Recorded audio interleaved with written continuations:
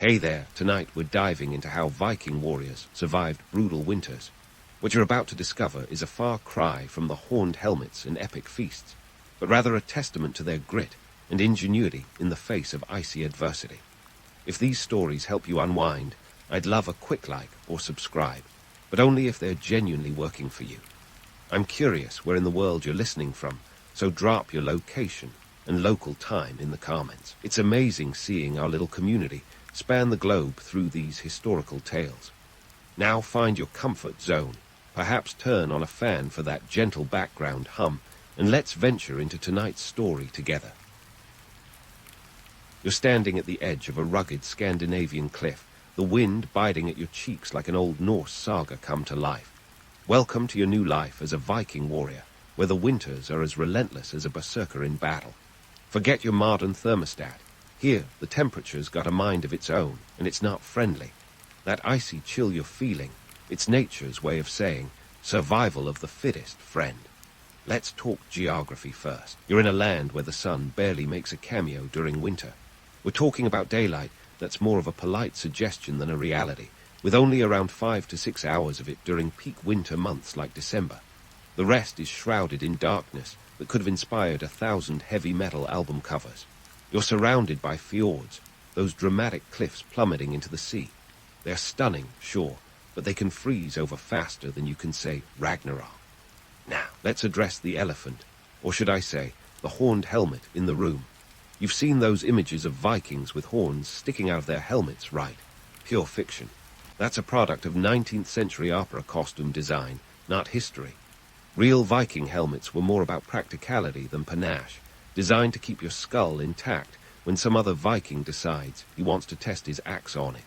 Speaking of keeping your head on your shoulders, how did these Norse warriors prepare for winter's wrath? Let's start with their homes. You won't find any central heating here, just longhouses built tough enough to withstand both the elements and unwelcome visitors. Picture a long, rectangular structure made from timber, with turf on the roof for insulation.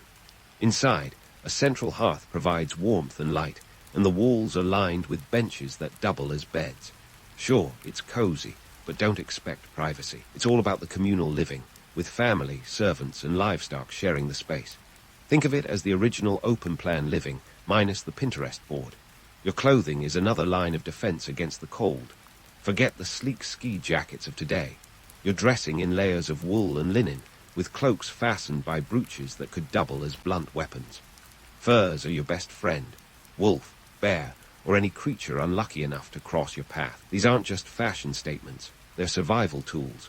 And those fur-lined boots you're wearing, designed to keep your toes from becoming Viking popsicles. Now, let's debunk another myth while we're at it. Vikings weren't just mindless marauders. They were farmers, traders, and seafarers with a pretty advanced understanding of their environment.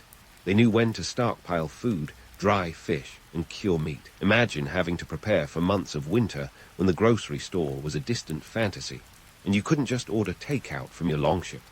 Life in this frozen landscape wasn't just about surviving. It was about thriving against the odds. Every day was a battle against nature itself, with temperatures that could plummet to minus 30 degrees Celsius. That's about minus 22 Fahrenheit for those keeping score. Forget the romanticized image of the fearless Viking warrior charging into battle. The real challenge was making it through those bone-chilling nights without losing a finger or your sanity. In this world, your worth is measured not just by your prowess in battle, but by your ability to adapt and endure. It's a tough life, one that demands respect for the land and a keen understanding of its harsh rhythms. The environment shapes you, molds you, and if you're not careful, swallows you whole. So, as you sit by the hearth, feeling the heat of the fire on your face and the chill at your back, you begin to understand why the Vikings were so formidable. They were forged in the crucible of this unforgiving landscape, with a resilience that would make even the harshest winter take pause. And as you drift off to sleep, wrapped in wool and fur, you know that tomorrow will bring new challenges. But for now, you rest, knowing that you've earned it in the land of ice and fire. As you drift into a slumber that feels hard-earned, let's take a stroll through the Viking survival guide that makes Bear Grylls look like a city slicker. You've got a winter to survive, and trust me, it's not all about waiting for spring like a Game of Thrones character.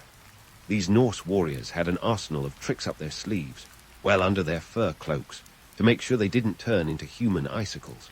First up, let's chat about their food storage tactics. Forget your fancy modern refrigerators. We're talking underground pits known as earth cellars. These weren't just hastily dug holes in the ground.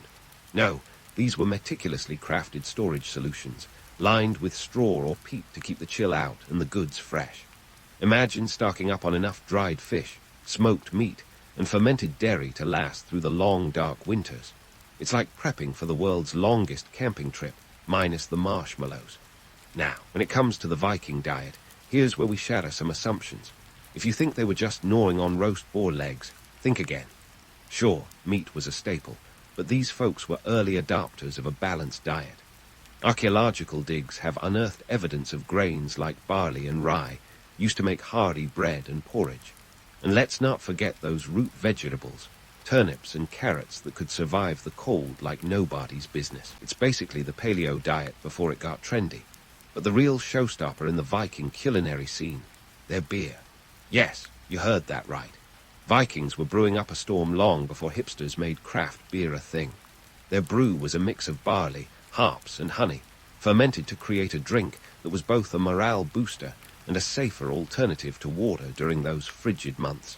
Think of it as the original winter warmer, with a potency that could knock even the hardiest warrior on his backside. Now, let's veer off the culinary path and delve into the impressive trade networks these Norse seafarers built. If you thought their longships were just for raiding, it's time to think again.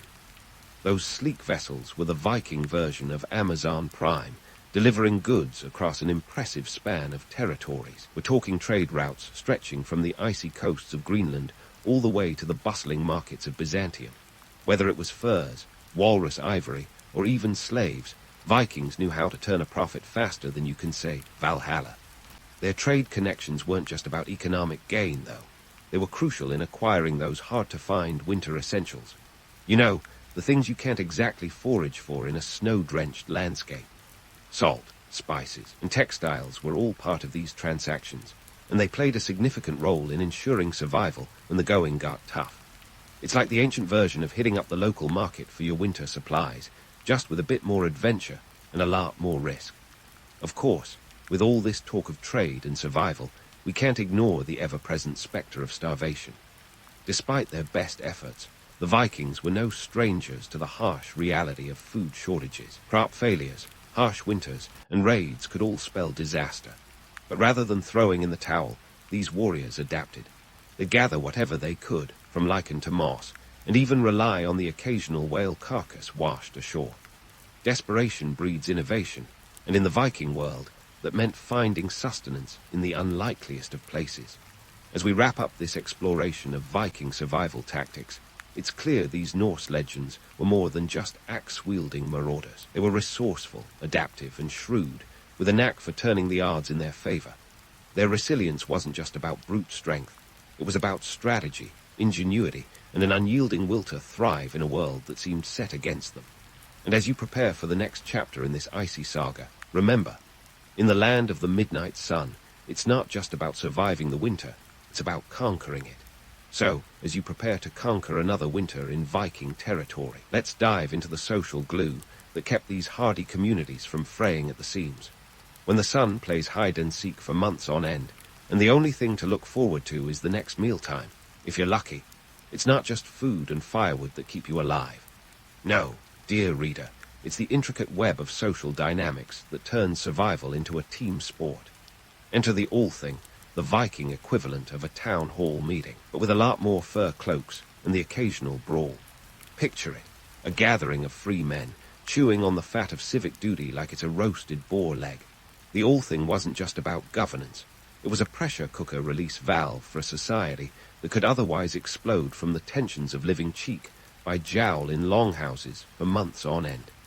Established in Iceland around 930 AD, this was one of the world's first parliamentary institutions, decades before the English Parliament even had its first tea break. But before you get carried away by visions of democratic utopia under the Northern Lights, let's sprinkle in some reality. While the All-Thing was a forum for disputes over grazing rights and marital squabbles, it wasn't exactly one man, one vote. Only free men had a say, which excluded women, slaves, and the poor. Think of it as a members-only club with a strict dress code of chainmail and leather. Despite its limitations, the All-Thing was a lifeline for a society staring down the barrel of winter's sharp gun.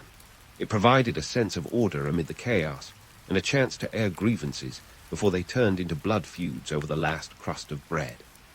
Inside the longhouses, these communal hubs were the beating heart of Viking winter life. Forget the idyllic image of solitary warriors sharpening swords by the fire.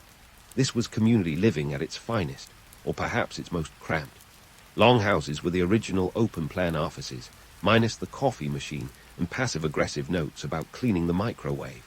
These timber and turf structures could stretch up to 75 feet in length, accommodating extended families, servants, and livestock. Privacy was a luxury reserved for the afterlife. So, how did these folks stave off cabin fever when the walls seemed to inch closer every day? Storytelling and games. That's right. Before Netflix binges, there were epic sagas recounted by the fire. These tales were the ancient equivalent of binge-worthy series, complete with heroes, villains, and plot twists that would make George R.R. Martin jealous. Games like Nefertafel, a strategic board game akin to chess, kept minds sharp and entertained. It was a battle of wits that provided a socially acceptable outlet for competitive instincts, lest they spill over into actual combat. Now, let's debunk the notion that Viking society was an egalitarian bastion of justice and fairness. The romantic image of the noble Viking, guided by a code of honor, is as much a construction as their longships. The truth is, power and privilege were as entrenched as the icy fjords. Wealth and status often dictated one's standing in the community, and the chieftains wielded influence that could make or break lives. The All-Thing may have offered a semblance of democratic engagement, but it was the chieftains who pulled the strings behind the scenes, much like modern-day political lobbyists. Economic context also played a crucial role in these social dynamics. When winter tightened its grip, resource allocation became a delicate balancing act. Those with the means to stockpile goods were the power players, commanding respect and loyalty in exchange for sustenance. It's a harsh reality that the rich get richer, even in the land of ice and fire. However, this wasn't just about hoarding wealth. It was also about securing the survival of the community. In a society where isolation could mean annihilation, the bonds of reciprocity and mutual obligation were as vital as a warm hearth. As the nights grew longer and the cold seeped through every crack, the Viking community was a testament to human resilience and adaptability. The All-Thing and Longhouses weren't just relics of a bygone era. They were dynamic systems that allowed these Norse warriors to thrive in one of the most inhospitable environments on Earth. They remind us that even in a world that seems set against us, the power of human connection and cooperation can turn the tide. And so, as you sit in your longhouse, listening to the crackle of the hearth and the low murmur of storytelling, you realize that survival isn't just about braving the elements. It's about forging connections that withstand the test of time, and maybe even a Viking winter. As the next chapter unfolds, you'll delve deeper into the intricacies of Viking life, exploring how these fierce communities navigated the delicate balance between survival and progress. But for now, rest assured that your place in this longhouse is secure, as long as you play your cards, or perhaps your Nefertafel pieces, right. As you sit in your longhouse, the fire crackling in a rhythm as ancient as the sagas themselves, you're reminded that the Vikings were more than just a bunch of burly seafarers with a penchant for pillaging. Sure, they had their moments of maritime glory, but when the fjords froze over and the longboats were docked, it was time to turn inward, to the gods, the myths, and to the practices that helped them make sense of the swirling chaos of winter. Enter the Viking spiritual world, a heady mix of gods, rituals, and an occasional sacrifice that would make even the most seasoned Netflix binge-watcher pause for a recap. Let's start with Odin, the All-Father, who wasn't just a deity with a penchant for wisdom and war, but also a bit of a mystery shopper in the realm of the divine. Forget the sanitized version of a benevolent god. Odin was more like a cosmic chess player, demanding tribute in the form of sacrifices to ensure the survival of his followers. But before you imagine wild orgies of bloodletting, let's set the record straight. The reality was far more practical. Think livestock offerings instead of human heads rolling. The Vikings' relationship with their gods was transactional, almost like a barter system. You give a goat, you get a mild winter. Simple, right. Their rituals were less about appeasing bloodthirsty deities, and more about ensuring that the delicate balance between humanity and nature didn't tip over into the abyss. When you live in a world where the weather can be as temperamental as a reality TV star, you need all the divine insurance you can get. Yule, the midwinter festival, was more than just an excuse to drink copious amounts of mead. It was a time to honor these deities and to reaffirm the bonds of community. Picture this, a feast where everyone, from the lowliest serf to the mightiest chieftain, gathered to celebrate the return of the sun. This wasn't just a party, it was a survival strategy wrapped in mythic garb. The Yule log burned brightly, a symbol of warmth and the promise of longer days, while the echoes of ancient chants filled the air, weaving a tapestry of hope and resilience.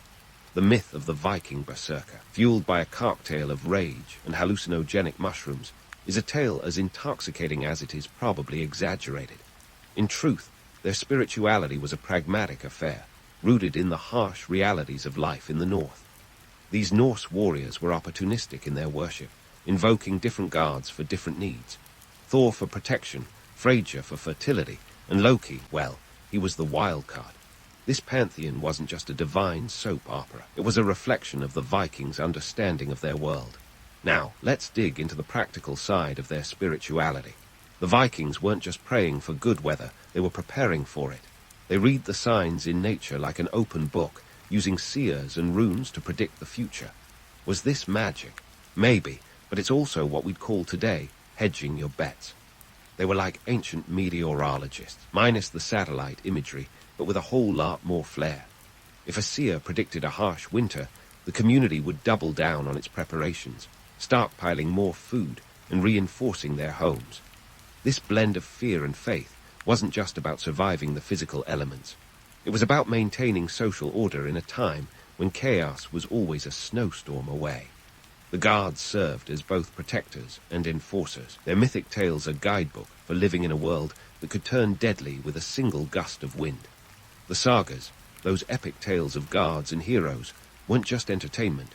They were the moral compass that kept Viking society from veering off into anarchy. The economic context of Viking spirituality is another layer worth peeling back. Sacrifices cost resources, and not everyone could afford to part with a prized cow or a fattened pig. This created a hierarchy within the spiritual world, where the wealthy could curry more favor with the gods. But rather than breeding resentment, it reinforced communal bonds. The rich shared their sacrifices with the community, ensuring that even the poorest had a stake in the divine favor. It was a system of reciprocity that kept the social fabric intact, much like the finely woven tapestries that adorned their longhouses. Let's not forget the role of the women in this spiritual tapestry. While the dudes were off swinging swords and sacrificing livestock, women wielded their own kind of power, spiritual and social. They were the keepers of the hearth and the weavers of fate.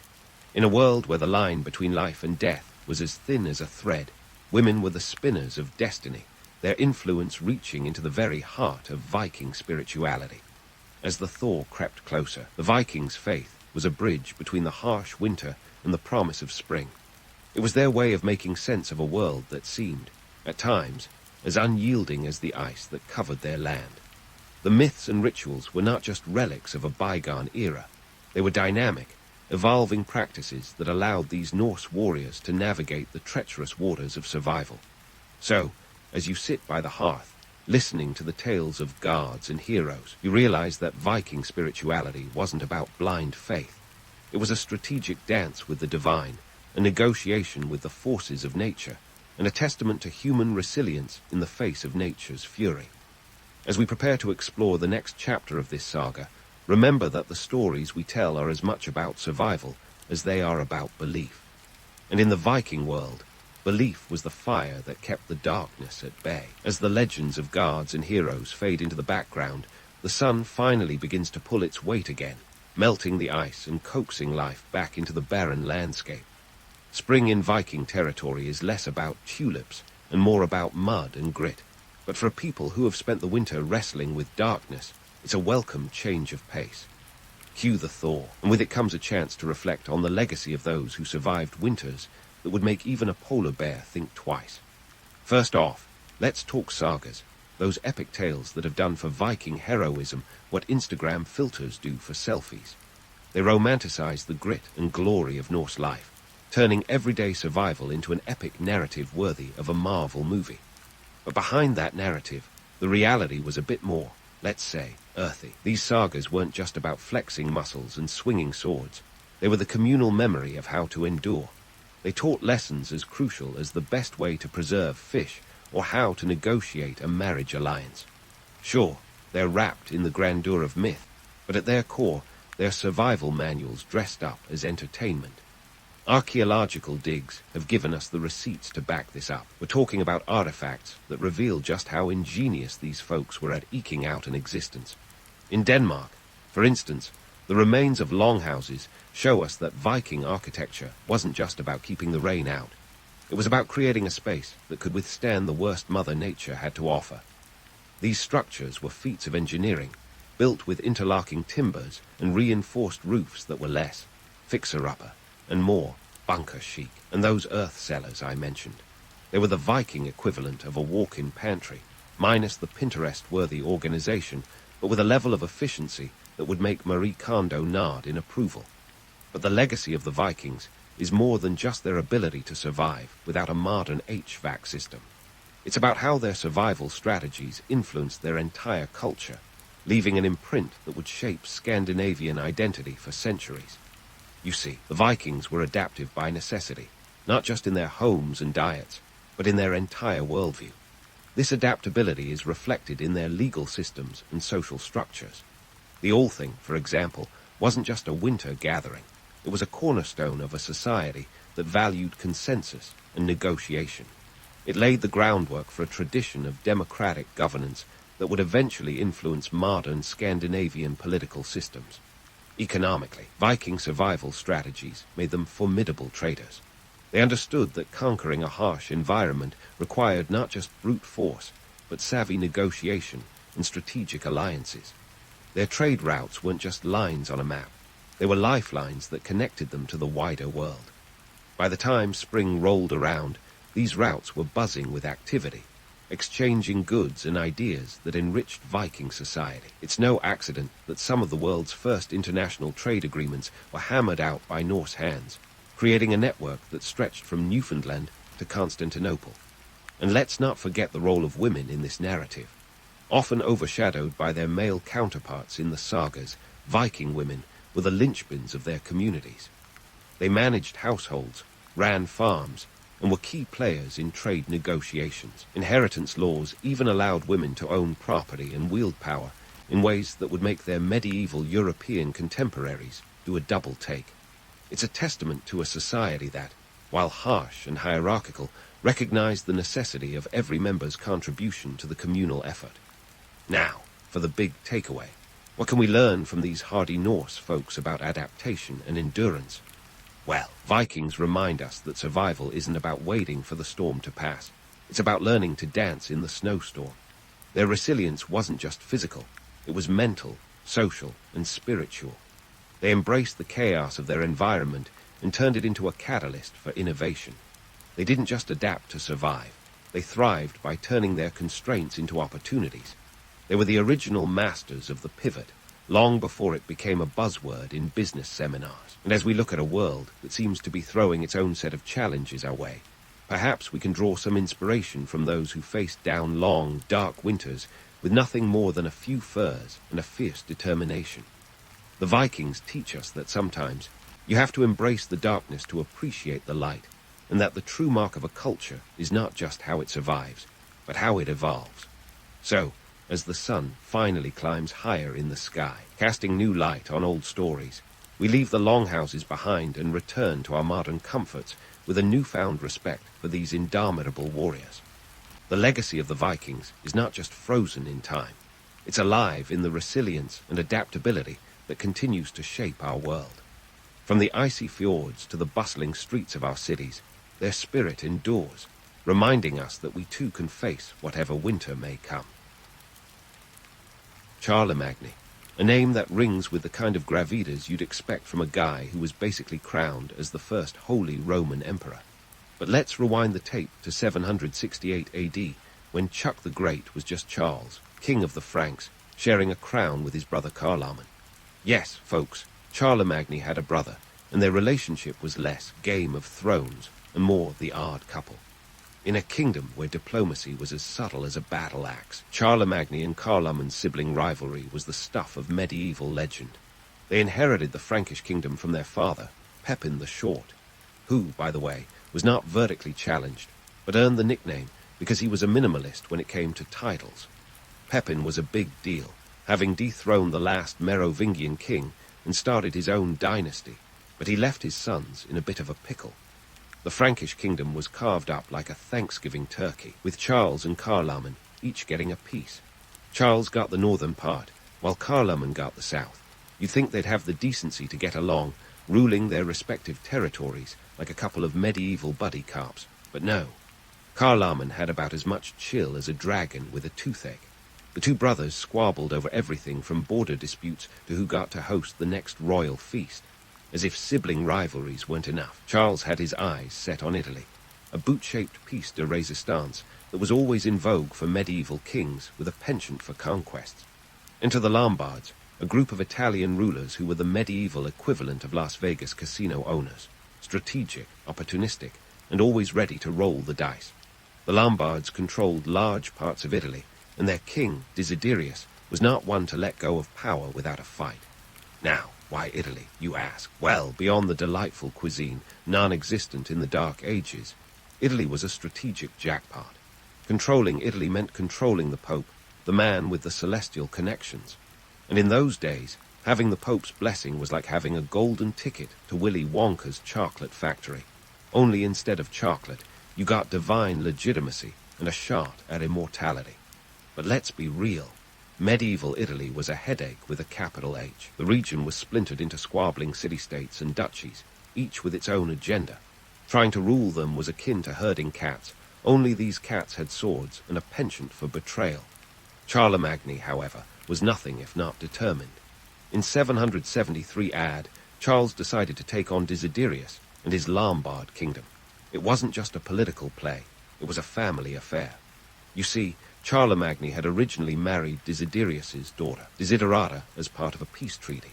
But in a move that would make any soap opera proud, he dumped her after a year and married Hildegard, a Swabian princess. Talk about awkward family reunions. As Charlemagne marched into Italy, Desiderius must have been sweating bullets or arrows. The campaign was a classic medieval showdown. Knights in shining armor, siege warfare, and castle takeovers. Charlemagne, ever the tactician, laid siege to Pavia, the Lombard capital, in a move that was less shock and awe and more sit and wait. The siege lasted for months, with Charlemagne's forces cutting off supplies and essentially starving the city into submission. It's like a medieval version of cutting off someone's Wi-Fi, brutal and effective. By 774 AD, Charlemagne had the Lombards on their knees, and he took the title King of the Lombards for himself. A solid power play, but also a logistical nightmare. Imagine trying to rule over two culturally distinct regions while your brother lurked in the background, possibly plotting your downfall. Yet, Charlemagne was a master at juggling chaos. His secret, surrounding himself with loyal nobles and churchmen who had a knack for keeping things in check. Charlemagne's rise to power is often romanticized as the tale of a noble king uniting Europe. But let's not kid ourselves. It was a gritty saga of strategic marriages, ruthless warfare, and some good old-fashioned luck. His reign was marked by an uncanny ability to leverage alliances and a penchant for bending the rules in his favor. Despite the myths, Charlemagne wasn't a saint. He was a king who knew how to play the game and play it well. His legacy was built on a foundation of cunning, a dash of ambition, and a whole lot of medieval drama. And while his story is often told through rose-tinted glasses, the reality was as complex and cutthroat as the era he lived in. But hey, what's history without a little embellishment, right? But the drama of medieval chess was just getting started. With Italy under his belt, Charlemagne set his sights on a grander vision, the creation of the Carolingian Empire, a medieval juggernaut that would make even the most ambitious ruler break into a cold sweat. Picture this: Charlemagne, a man with an empire-sized appetite, staring at a map of Europe like a kid in a candy store. His next target, the Saxons, whose lands stretched across what we now call Germany. Now, the Saxons were a tough nut to crack. They weren't exactly rolling out the red carpet for Charlemagne's troops. Picture a group of fiercely independent tribes, each with a fondness for their pagan gods and a deep-seated aversion to Frankish rule. For Charlemagne, persuading them to convert to Christianity was like trying to sell ice to Eskimos, an uphill battle made harder by their penchant for rebellion. Enter the Saxon Wars, a 30-year epic that makes even the most drawn-out sitcom rivalry look like a schoolyard spat. From 772 to 804 AD, Charlemagne waged a relentless campaign against the Saxons, a testament to his dogged determination, or perhaps his stubbornness, depending on how you look at it. These weren't quick skirmishes. They were prolonged affairs, complete with betrayals, back-and-forth battles, and enough drama to fill a medieval soap opera. Charlemagne's strategy wasn't just about brute force, though there was plenty of that. His real genius lay in his ability to wage psychological warfare.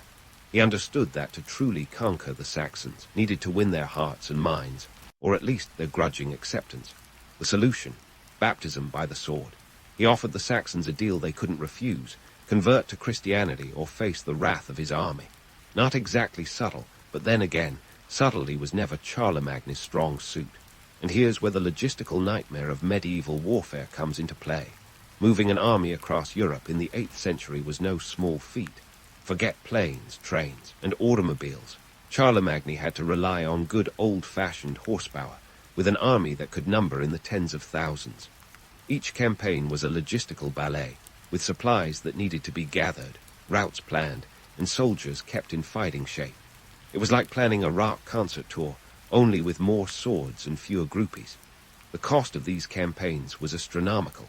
Feeding and equipping an army was as expensive as it was complicated, but Charlemagne had a knack for economics too. He leveraged the resources of his ever-expanding empire, from the fertile lands of France to the rich forests of Germany. His knack for squeezing every last bit of wealth from his territories ensured that his war machine kept rolling, even when the odds seemed stacked against him. Despite the romantic notion of a noble king spreading the faith, Charlemagne's conquest of the Saxons was brutal. The infamous massacre of Verdun in 782 AD saw the execution of 500 Saxons who refused to convert, a grim reminder that Charlemagne's vision of unity came at a steep price. This harsh reality often gets glossed over in the more sanitized versions of his story, but it's a crucial piece of the puzzle. Charlemagne wasn't just a benevolent ruler. He was a medieval powerhouse who understood that sometimes the carrot needed a very big stick. Yet, for all the bloodshed and coercion, there was an element of genuine belief in Charlemagne's mission. He saw himself as a new kind of Roman emperor, a defender of Christendom in a world teetering on the edge of chaos. His grand ambition wasn't just about power. It was about creating a legacy that would endure long after his reign. And in that, he was wildly successful. The Carolingian Empire became a beacon of stability in a tumultuous era, laying the groundwork for what would eventually become modern Europe. As the Saxon Wars raged on, Charlemagne's empire began to take shape, a patchwork of cultures, languages, and religions stitched together by a common ruler. It was a grand experiment, one that required a deft hand and a silver tongue to maintain. Charlemagne's ability to balance diplomacy with force, to blend tradition with innovation, was nothing short of remarkable. He was a master at playing the long game, always looking beyond the immediate battle to the bigger picture. But let's not kid ourselves. The creation of the Carolingian Empire was as much about luck as it was about skill. Charlemagne had the foresight to capitalize on the opportunities that came his way, but he also had a knack for turning potential disasters into triumphs. His reign was a high-wire act, a delicate balance of power, politics, and pragmatism. And so, as the dust settled on the Saxon Wars, Charlemagne's empire stood as a testament to his vision and tenacity. Yet, the story was far from over. The challenges of ruling such a vast and diverse empire were just beginning, and Charlemagne's reign would continue to be marked by intrigue, innovation, and the relentless pursuit of his grand ambition. After all, what's the point of building an empire if you're not going to shake things up a little? While Charlemagne's empire seemed poised like a colossus over Europe, there was still the matter of domestic order to maintain. Running a vast empire wasn't just about waving swords and throwing grand feasts. It required a bit more finesse. Enter Charlemagne's domestic policies, his attempt to turn a ragtag collection of territories into a well-oiled medieval machine. Sure, the man could conquer lands and baptize pagans with gusto, but could he manage an empire without constantly setting it ablaze? Let's find out. First up, the Carolingian Renaissance, a term that sounds like it belongs to a high-end art gallery, but was actually Charlemagne's grand plan to drag Europe, kicking and screaming, out of the Dark Ages. With literacy levels lower than a snake's belly in a wagon rut, Charlemagne decided it was high time for a cultural awakening. The man had a thing for knowledge, even if he himself struggled to string together a coherent Latin sentence. Yet, our boy Charlemagne, despite all his kingly exploits, was famously unable to write until much later in life. You could say he was a late bloomer in the academic department, determined to elevate his court from mere governance to a medieval think tank. Charlemagne gathered scholars from every corner of his empire. It was like the ultimate medieval TED talk, with the best minds of the age congregating in his court at Aachen. Alcuin of York, an Anglo-Saxon scholar, was one of the headliners. Imagine a bearded academic with an accent thicker than a Yorkshire pudding, trying to teach Latin to a bunch of Frankish nobles who were more accustomed to swinging swords than conjugating verbs. Charlemagne's court became a melting pot of ideas, where monks, scribes, and scholars debated everything from theology to astrology. It was like a medieval version of the Big Bang Theory, only with more robes and fewer physics jokes. The intellectual revival spearheaded by Charlemagne saw the standardization of script. Caroline minuscule, if you want to impress at your next medieval trivia night, which made reading and writing more accessible. This was no small feat in a time when most folks thought punctuation was just a fancy word for swordplay. But let's not get carried away with romantic notions of an enlightened utopia. The Carolingian Renaissance, while groundbreaking, wasn't exactly a golden age of equality. The learning was primarily reserved for monks and the clergy. The average peasant was still more concerned with tilling the land than tackling the finer points of Latin grammar. And yet, for all its limitations, this period laid the groundwork for future intellectual advancements. You could say Charlemagne was planting seeds in fields he'd never see harvested. Charlemagne's educational reforms extended beyond just the elite. He instituted the Admonitio Generalis in 789 AD, a decree that established schools in monasteries and cathedrals. This was his medieval version of No Child Left Behind, except it was more like No Monk Left Illiterate. The idea was to ensure that those who would lead the faithful were, at the very least, able to read the Bible they were preaching. It's a bit like making sure your pilot has a driver's license before letting them take off. Now, let's talk about Charlemagne's attempts at personal education. Despite his late start, the emperor was determined to become literate. He reportedly kept writing materials under his pillow, practicing his letters in secret like a student cramming for finals. Picture Charlemagne, the imposing warrior king, hunched over a parchment, tongue poking out in concentration as he painstakingly scrawled out letters. It's a heartwarming image, really, reminding us that even the mightiest rulers can struggle with the basics. And speaking of basics, Charlemagne wasn't just interested in book learning. He was an early advocate for what we might call STEM education today. His court encouraged studies in astronomy and mathematics, fields that were crucial for everything from navigation to constructing those awe-inspiring cathedrals. It was a time when knowing the stars was less about romantic stargazing and more about not getting hopelessly lost on your way to the next crusade. Beyond education, Charlemagne's domestic policies included a keen focus on economic reform. He standardized weights and measures, which was a big deal in an age where a pound could mean anything from a sack of grain to a hefty rock. This push for consistency was essential for trade, ensuring that commerce could flow more smoothly across his sprawling empire. Think of it as the medieval precursor to the metric system, minus the heated debates at international conferences. Charlemagne also reformed the currency, introducing the silver denarius as the standard coinage. Before this, currency in Europe was about as consistent as medieval hygiene practices, varied and often unpleasant.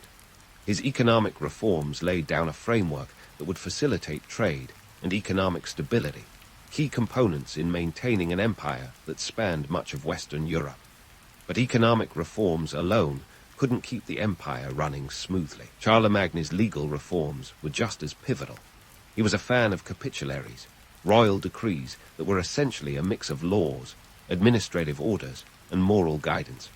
These were attempts to unify the legal systems across his territories, a bit like trying to teach cats to march in formation.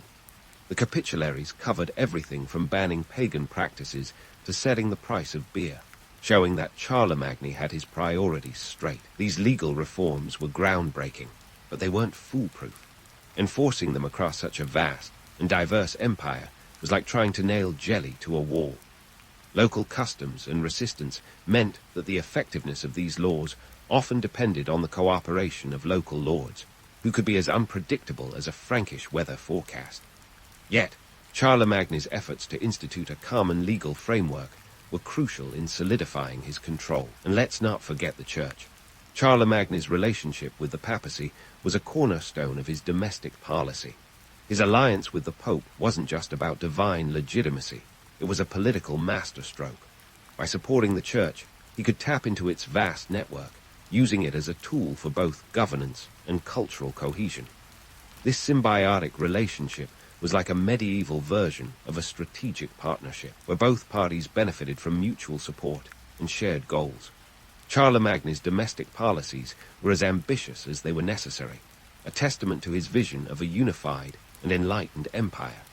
Yet, for all his successes, they also highlighted the challenges of managing a diverse realm where local traditions often clashed with imperial directives. The Carolingian Renaissance and his reforms were monumental steps forward, but they required constant vigilance and adaptation. In the grand tapestry of history, Charlemagne stands out as a ruler who was as interested in the pen as he was in the sword. His era of cultural and intellectual revival paved the way for the later European Renaissance, and his domestic policies laid the groundwork for modern statecraft. But like any good story, there's more to come. Charlemagne's legacy, while impressive, was just one chapter in the tumultuous saga of medieval Europe, a saga that would continue to unfold in the years following his reign. And so, Charlemagne's legacy was on the cusp of yet another transformation, like a medieval caterpillar inching toward its imperial butterfly moment. The year was 800 AD, and the stage was set for one of history's most famous coronations. But before you start imagining a grand affair with trumpets blaring and banners waving, let's dial back the drama a notch. This wasn't a scene from The Crown. Think more along the lines of an awkward family gathering with everyone vying for the best seat at the table. Enter Pope Leo Roman III, a man with his own set of problems. In the years leading up to the coronation, he'd faced more intrigue than a season of House of Cards. In 799, he was attacked by a mob in Rome, accused of various misdeeds by his enemies, and barely escaped with his life. Now, Leo wasn't exactly the poster child for papal popularity. His critics accused him of everything from corruption to incompetence. So, what's a beleaguered pope to do? Why, align himself with a powerhouse like Charlemagne, of course. The political chess match between Charlemagne and Pope Leo Roman III was a masterstroke of medieval maneuvering. Both men knew what they had to gain. Leo needed legitimacy and protection, while Charlemagne could use a divine stamp of approval to bolster his reign. Their alliance was like a medieval version of a strategic merger, both parties bringing something to the table, hoping to come out on top.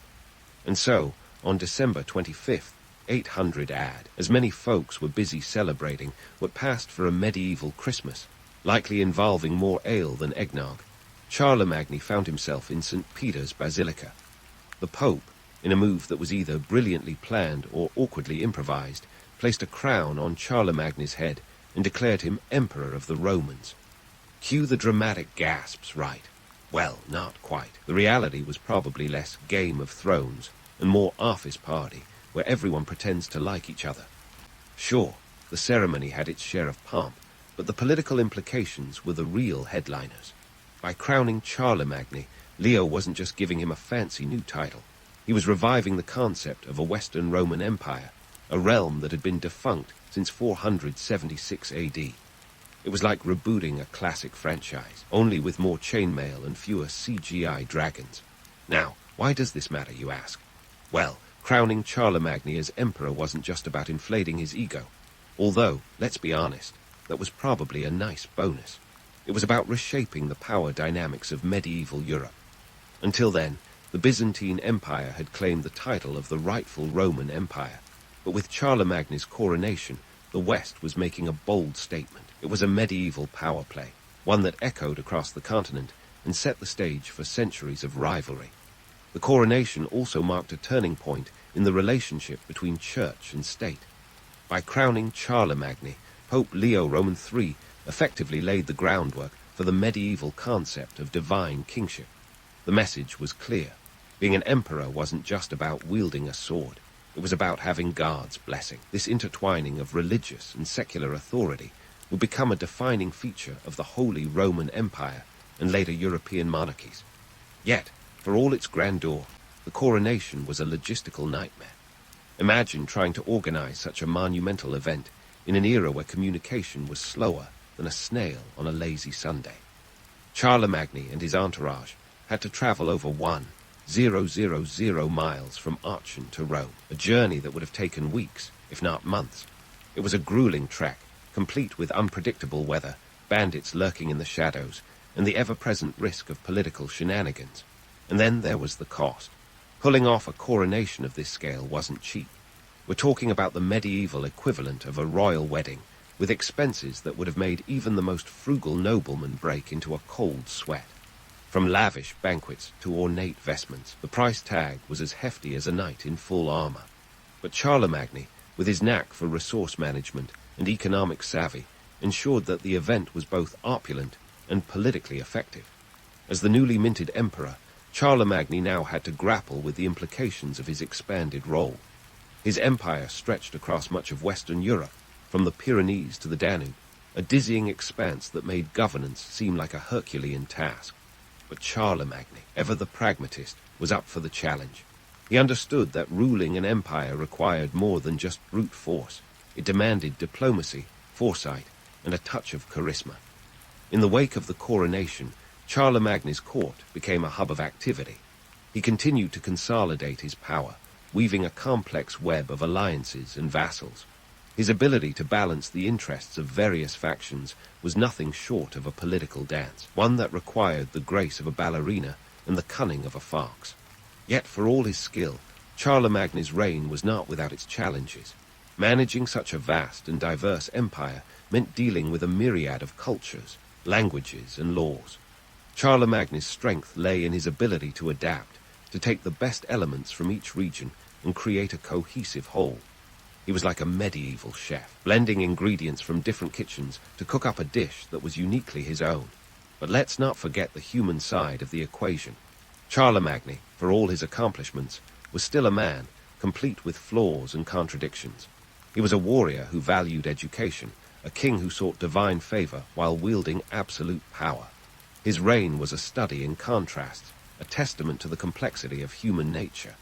In the end, Charlemagne's coronation as emperor was a defining moment, one that reshaped the medieval world and left a lasting legacy. It was a turning point that set the stage for future conflicts and alliances, a reminder that history is never as simple as it seems. As the dust settled in St. Peter's Basilica, Charlemagne stood at the helm of a new era, ready to chart a course that would echo through the ages. Yet, as we ponder the implications of this grand coronation, it's crucial to remember that history is as much about the people who lived it as it is about the events themselves.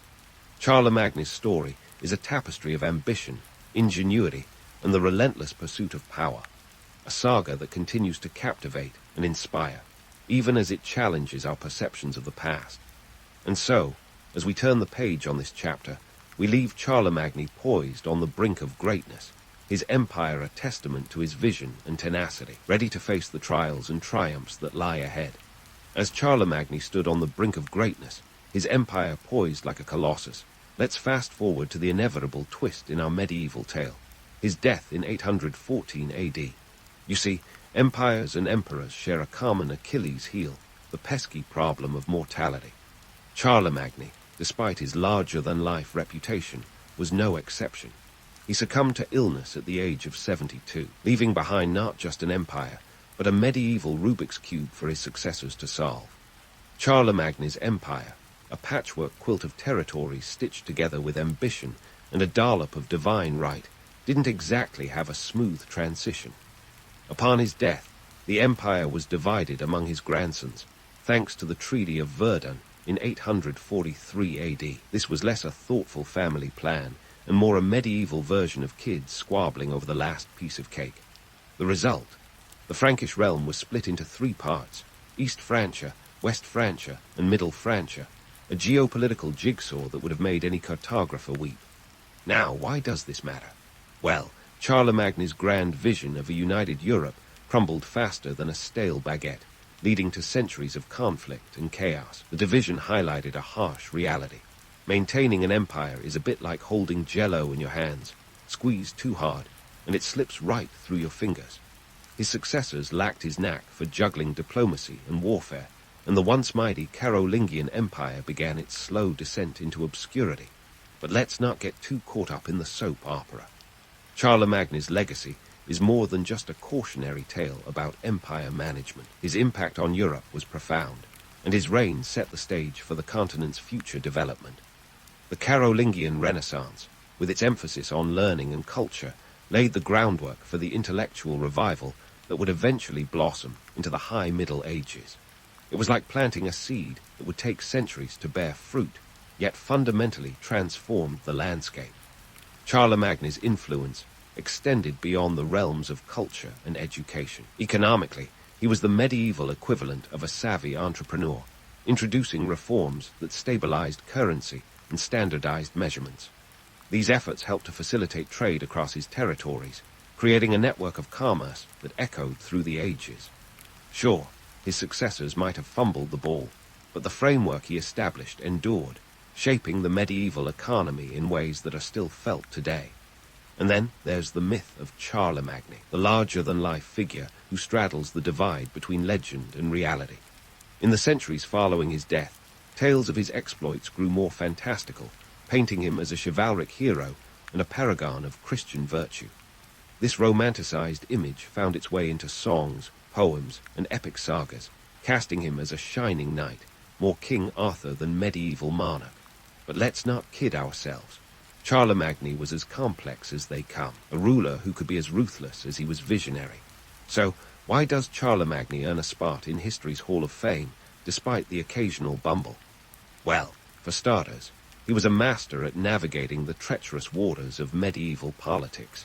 His ability to unite disparate factions and create a cohesive empire was no small feat, and while his methods were often heavy-handed, they were undeniably effective. Charlemagne's reign was a testament to the power of ambition, a reminder that even the most flawed leaders can leave an indelible mark on history. He may have been a warrior, but he understood the value of education and culture, laying the foundation for a more enlightened Europe. His legacy is a tapestry woven from both triumphs and tragedies, a story that continues to resonate with us today. In the end, Charlemagne's tale is a study in contrasts, a reminder that history is as much about the people who lived it as the events themselves. He was a ruler who could wield both sword and scepter with equal skill, a man whose vision shaped the course of a continent. So, next time you're pondering the grand sweep of history, spare a thought for Charlemagne. He may have been a medieval powerhouse with a penchant for drama, but his legacy is a testament to the enduring power of human ambition and ingenuity. And let's face it, history wouldn't be half as interesting without a few larger-than-life figures to keep us on our toes. They say everything's bigger in Texas, but the Sumerians might beg to differ. Way back in 4000 BCE, in a land that's now southern Iraq, these ancient folks decided to take the unpredictable chaos of the Tigris and Euphrates rivers and turn it into a playground for early civilization.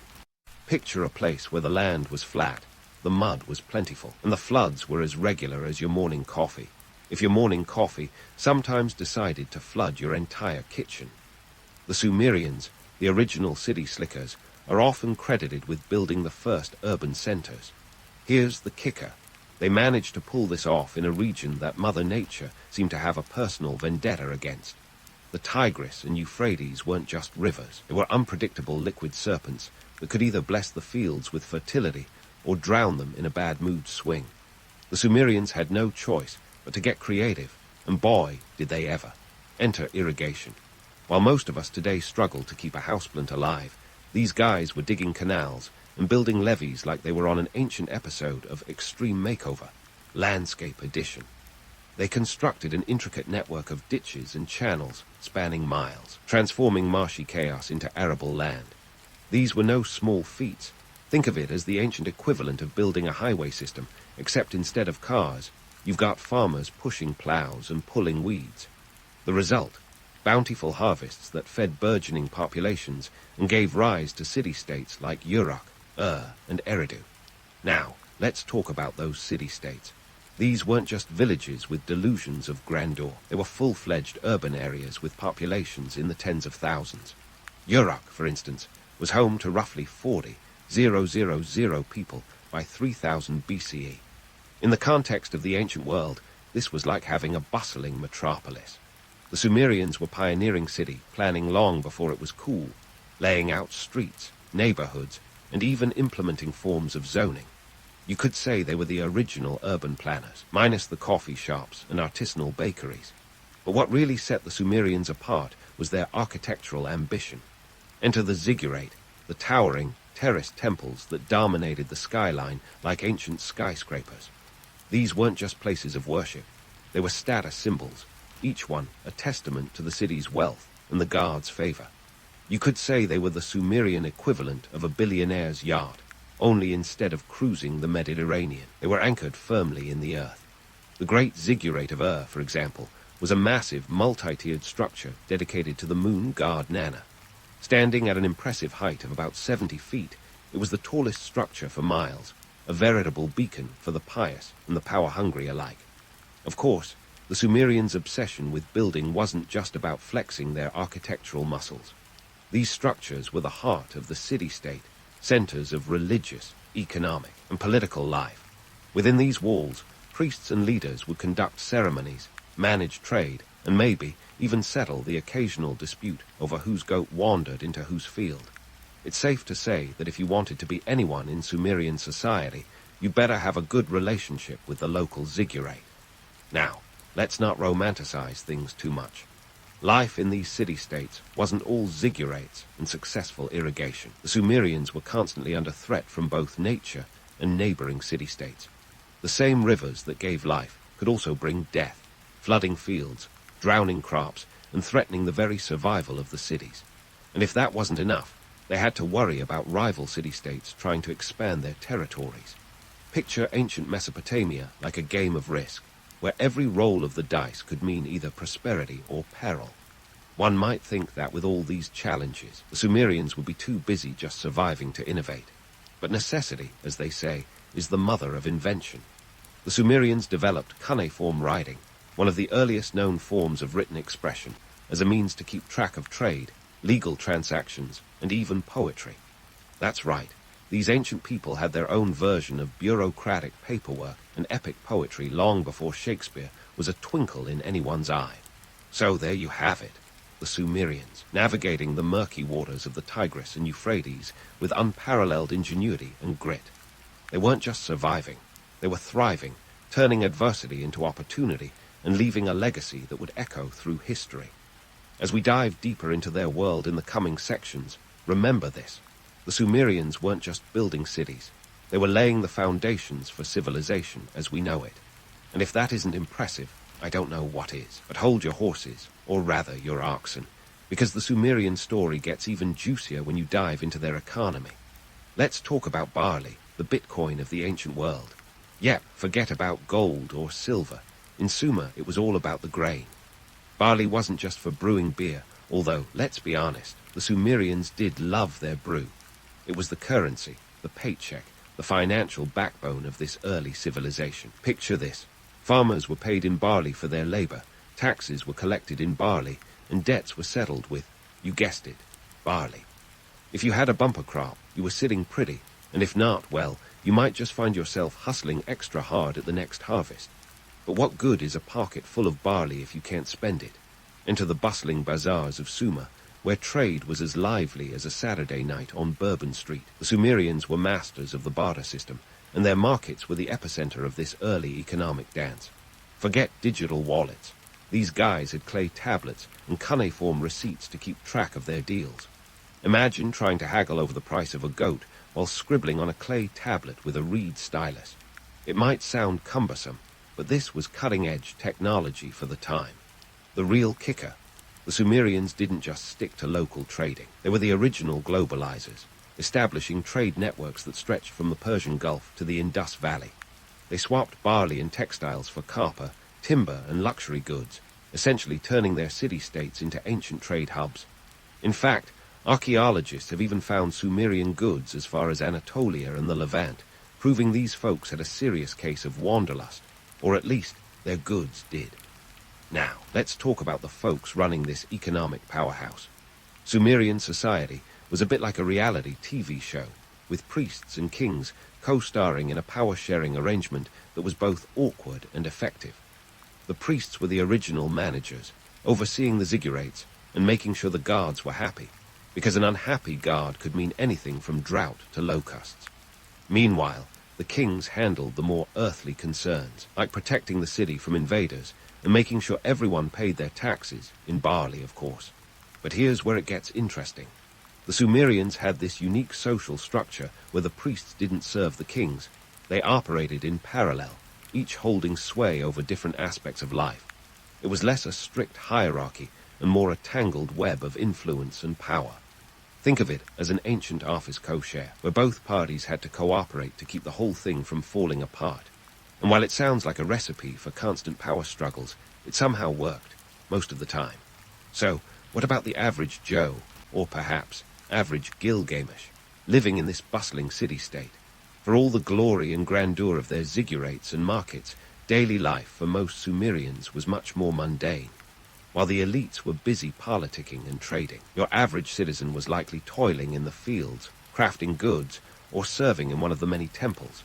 And let's not forget the festivals, which were as much a part of daily life as they were religious obligations. Imagine mandatory team-building exercises, only with more incense and fewer trust falls. Yet, despite, or maybe because of, their rigorous schedules, the Sumerians were no strangers to leisure. They had music, beer, and storytelling, which provided a much-needed break from the grind. If time machines were a thing, you'd probably find your average Sumerian opting to chill at home with a jug of beer rather than attending yet another temple festival. Netflix and chill, more like ziggurate and sip. In the grand tapestry of history, the Sumerian story is one of grit, innovation, and a fair bit of bartering. They turned the wild chaos of their environment into a thriving economy, proving that necessity truly is the mother of invention. And as we peel back more layers of their civilization in the coming sections, we'll see how their legacy continues to ripple through time, like the ever-flowing Tigris and Euphrates. Stay tuned, because the Sumerians are far from done leaving their mark on history. And speaking of marks on history, let's dive headfirst into the soap opera that was the Sumerian political scene. If you thought your favorite TV drama had twists and turns, wait till you hear about the city-states of Sumer. Imagine a landscape where each city-state, Uruk, Lagash, and the rest, was like a contestant on an ancient reality show, each vying for dominance, and you've got the gist of it. These city-states were constantly engaged in what can only be described as Mesopotamian turf wars. It was like Game of Thrones, but with more clay tablets and fewer dragons. One day your allies trading barley and textiles, the next your mortal enemies because someone's goat wandered across the border and sparked a diplomatic incident. You see, in Sumer, land was both a precious resource and a source of constant contention. With the Tigris and Euphrates doing their best impression of moody teenagers, fertile land was scarce and highly coveted. Now, if you're picturing these battles as massive armies clashing on epic battlefields, rein it in a bit. We're talking about skirmishes and raids more than full-scale wars, but the stakes were no less significant. These conflicts were chronicled on clay tablets, the ancient equivalent of a tabloid, where scribes recorded every perceived slight and triumph. Think of it as the first recorded instances of he said, she said, but with a lot more mud and considerably less tea. And then there's Gilgamesh, a name that might ring a bell even if you snoozed through history class. Gilgamesh, the king of Uruk, is the star of the first great epic, which is a mix of part myth, part history, and a whole lot of PR. He was supposedly 2/3 god and 1/3 man, which sounds like a genetic anomaly, but hey, it made for a good story. The Epic of Gilgamesh is essentially ancient Mesopotamia's version of a Hollywood blockbuster. Action, drama, friendship, existential dread, you name it. Gilgamesh's adventures, including a quest for immortality, were likely exaggerated to bolster his reputation. After all, even in 2500 BCE, a good PR spin was worth its weight in barley. But let's not get too carried away with the legend. The real Gilgamesh, assuming he wasn't entirely fictional, was probably less concerned with slaying monsters and more with managing the everyday chaos of ruling a burgeoning city-state. This is where the Sumerians' penchant for bureaucracy comes into play. With all the political maneuvering, economic transactions, and religious obligations, they needed a system to keep track of it all. Enter bureaucracy, the Sumerians' not-so-secret weapon against administrative chaos. Picture an ancient office filled with scribes hunched over clay tablets, arduously etching cuneiform symbols to record everything from grain inventories to legal disputes. It was tedious work, but it was essential for maintaining order. This early form of bureaucracy was less about red tape and more about survival. When your city's prosperity depended on precise measurements of barley and the timely collection of taxes, accurate record-keeping was as crucial as irrigation. Of course, bureaucracy had its perks. It allowed for more efficient administration and helped sustain the social order, but it also introduced a whole new level of complexity. It was like trying to manage a group chat with thousands of participants, each with their own agendas and grievances. The Sumerians may have invented bureaucracy to manage the chaos, but they also ensured that chaos was never too far away. As for the city-states themselves, their relationships were as tangled as a knot of reeds. Alliances were formed and broken with alarming regularity, often based on the whims of kings or the shifting sands of power. One year, you might be allies with Lagash, and the next, you're plotting its downfall because your priests had a falling out over whose god was more powerful.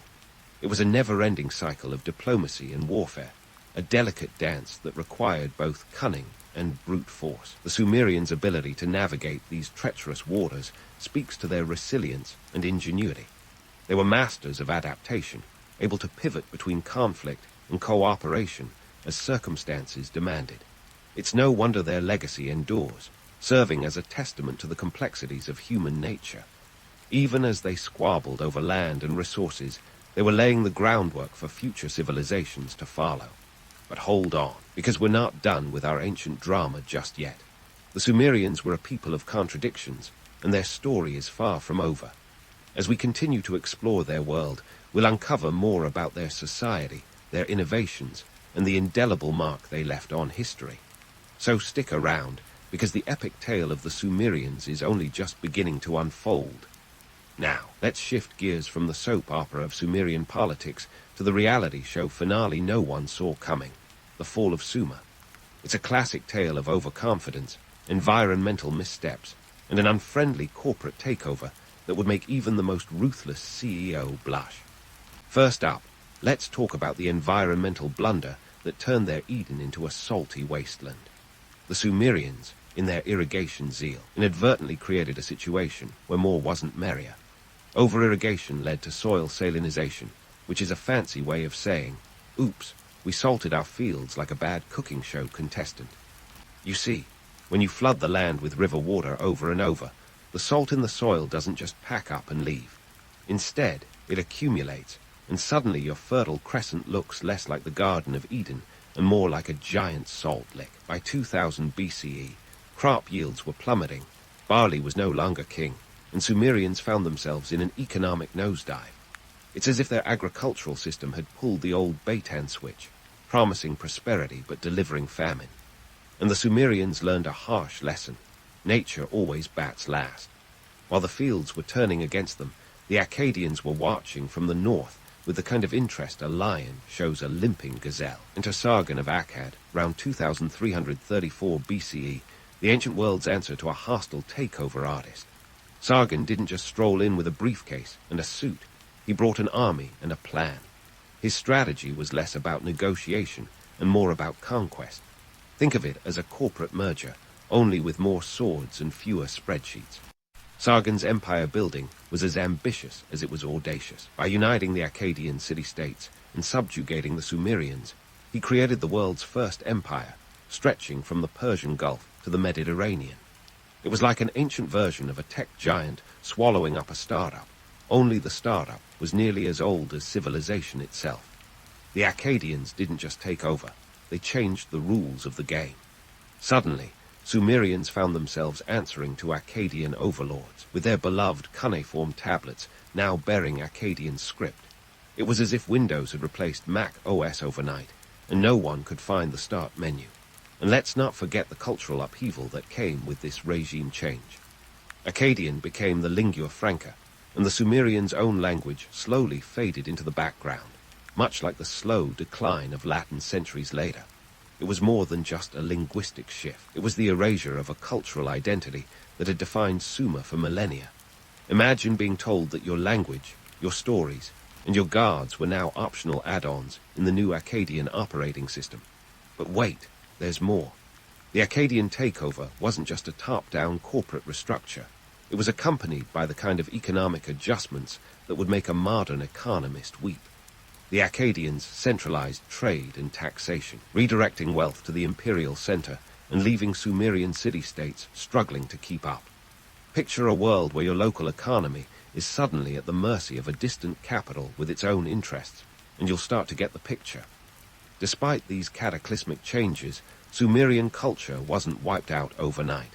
In fact, many aspects of Sumerian life persisted, albeit in a diminished form. Their ziggurats still stood, though now they were monuments to a bygone era rather than symbols of current power. The Sumerians might have been down, but they weren't out. Their influence continued to ripple through the region, even as their political power waned. Now, let's not paint the Akkadians as the ultimate villains. Sure, they conquered and assimilated, but they also brought about innovations of their own, such as improved administrative techniques and expanded trade networks. Sargon's empire was a double-edged sword. It spread Sumerian culture even as it diminished its autonomy. It's a classic case of cultural diffusion, where the conquered and the conquerors influence each other in unexpected ways. As we wrap up this chapter of Sumerian history, it's clear that their story is one of both triumph and tragedy.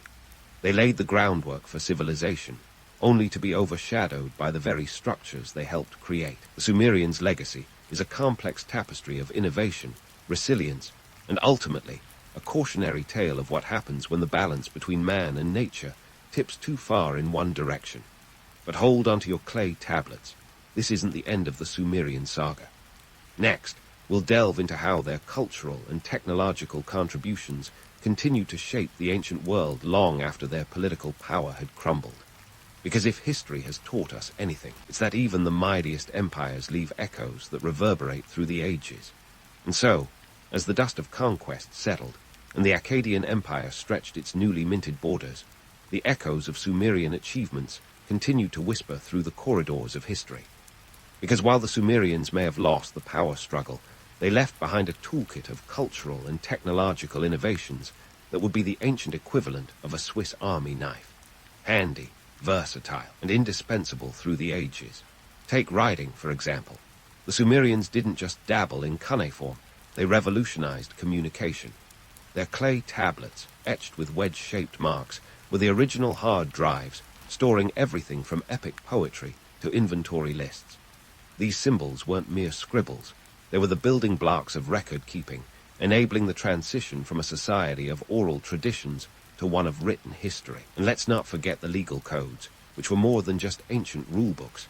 They laid down the law, literally, providing a framework for justice that would shape legal systems for millennia. Hammurabi may have gotten the spotlight, but it was Sumerian legal precedents that set the stage. Now, let's talk urban living. The Sumerians were the archetypal city dwellers, grappling with challenges that would make any modern urban planner cringe. they faced overcrowding, pollution, and the ever-present threat of floods, a trifecta of urban woes that would be familiar to any city today. Yet, they also pioneered city planning, with streets that were more than just muddy paths and neighborhoods that functioned as organized communities. They were the original architects of urban sprawl, complete with zoning laws that determined where you could build your ziggurat or plant your barley. Their knack for innovation didn't stop at writing and city planning. The Sumerians also dabbled in mathematics, developing a base 60-number system that's still with us today in the form of 60-minute hours and 360-degree circles. Next time you're late for a meeting, blame it on the Sumerians. Their contributions to astronomy and timekeeping were equally groundbreaking, as they tracked celestial movements with an accuracy that would impress even the most skeptical astrologer. They understood the importance of cycles, of the moon, the seasons, and life itself, long before the concept of time management became a modern obsession. And while we're on the subject of cycles, let's circle back to their agricultural practices. The Sumerians were the first to transform the wild abundance of nature into a dependable food supply through a mix of trial, error, and a willingness to get their hands dirty, literally. They were masters of irrigation, creating a network of canals that tamed the unpredictable rivers and turned swamps into farmland. It was agriculture on a grand scale, and it fed not just the Sumerians, but set the blueprint for future societies. Despite their later struggles with salinization, their initial success was a testament to human ingenuity in the face of environmental challenges. Speaking of ingenuity, let's not forget their social structures, which were as complex as any soap opera plot. The Sumerians navigated a world of priests, kings, and commoners with a political savvy that would rival any modern politician. Their unique power-sharing arrangement between religious and secular authorities laid the groundwork for future governance models, illustrating the delicate balance of power and influence. It was a system that could pivot between cooperation and conflict, much like the shifting alliances of a modern boardroom. So, why does all this matter today? Well, the Sumerian legacy isn't just a dusty relic of history. It's a mirror reflecting the enduring patterns of human behavior. Their rise and fall remind us that innovation and adaptation are the cornerstones of progress, yet they also caution us against the pitfalls of overreach and environmental mismanagement. The Sumerian story is a testament to the resilience of the human spirit and the relentless march of civilization, even when faced with seemingly insurmountable odds. As we look to the future, the Sumerian tale serves as both an inspiration and a warning.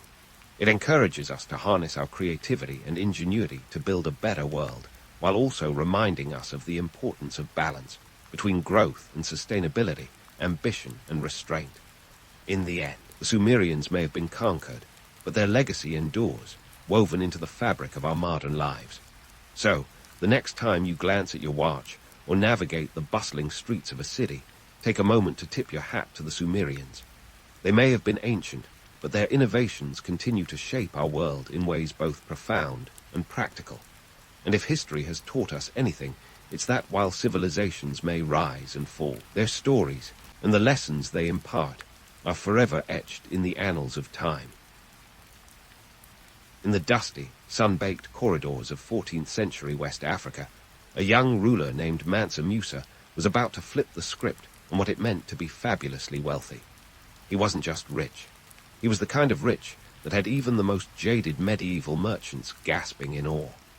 Imagine living in a time when gold was to Mansa Musa what your annoying co-workers' motivational quotes are to their Instagram feed, endless and ever-present. Mansa Musa came into power in 1312 AD, inheriting the throne of the Mali Empire, a realm so vast it covered parts of what's now known as Guinea, Senegal, Mauritania, and even the heart of Mali itself.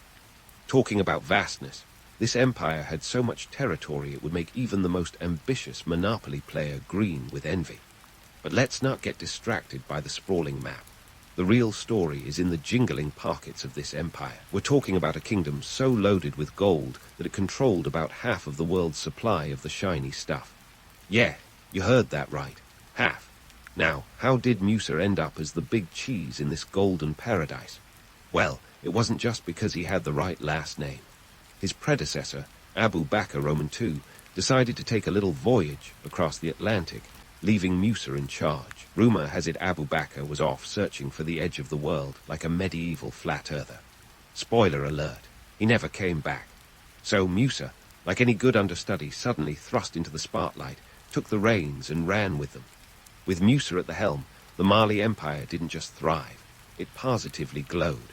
His control over the gold trade was so solid that if gold had been a social media platform, Musa would have been its sole influencer. His wealth was so legendary that tales of his riches reached as far as Europe and the Middle East, where folks couldn't help but rub their eyes and wonder if they were hearing things right.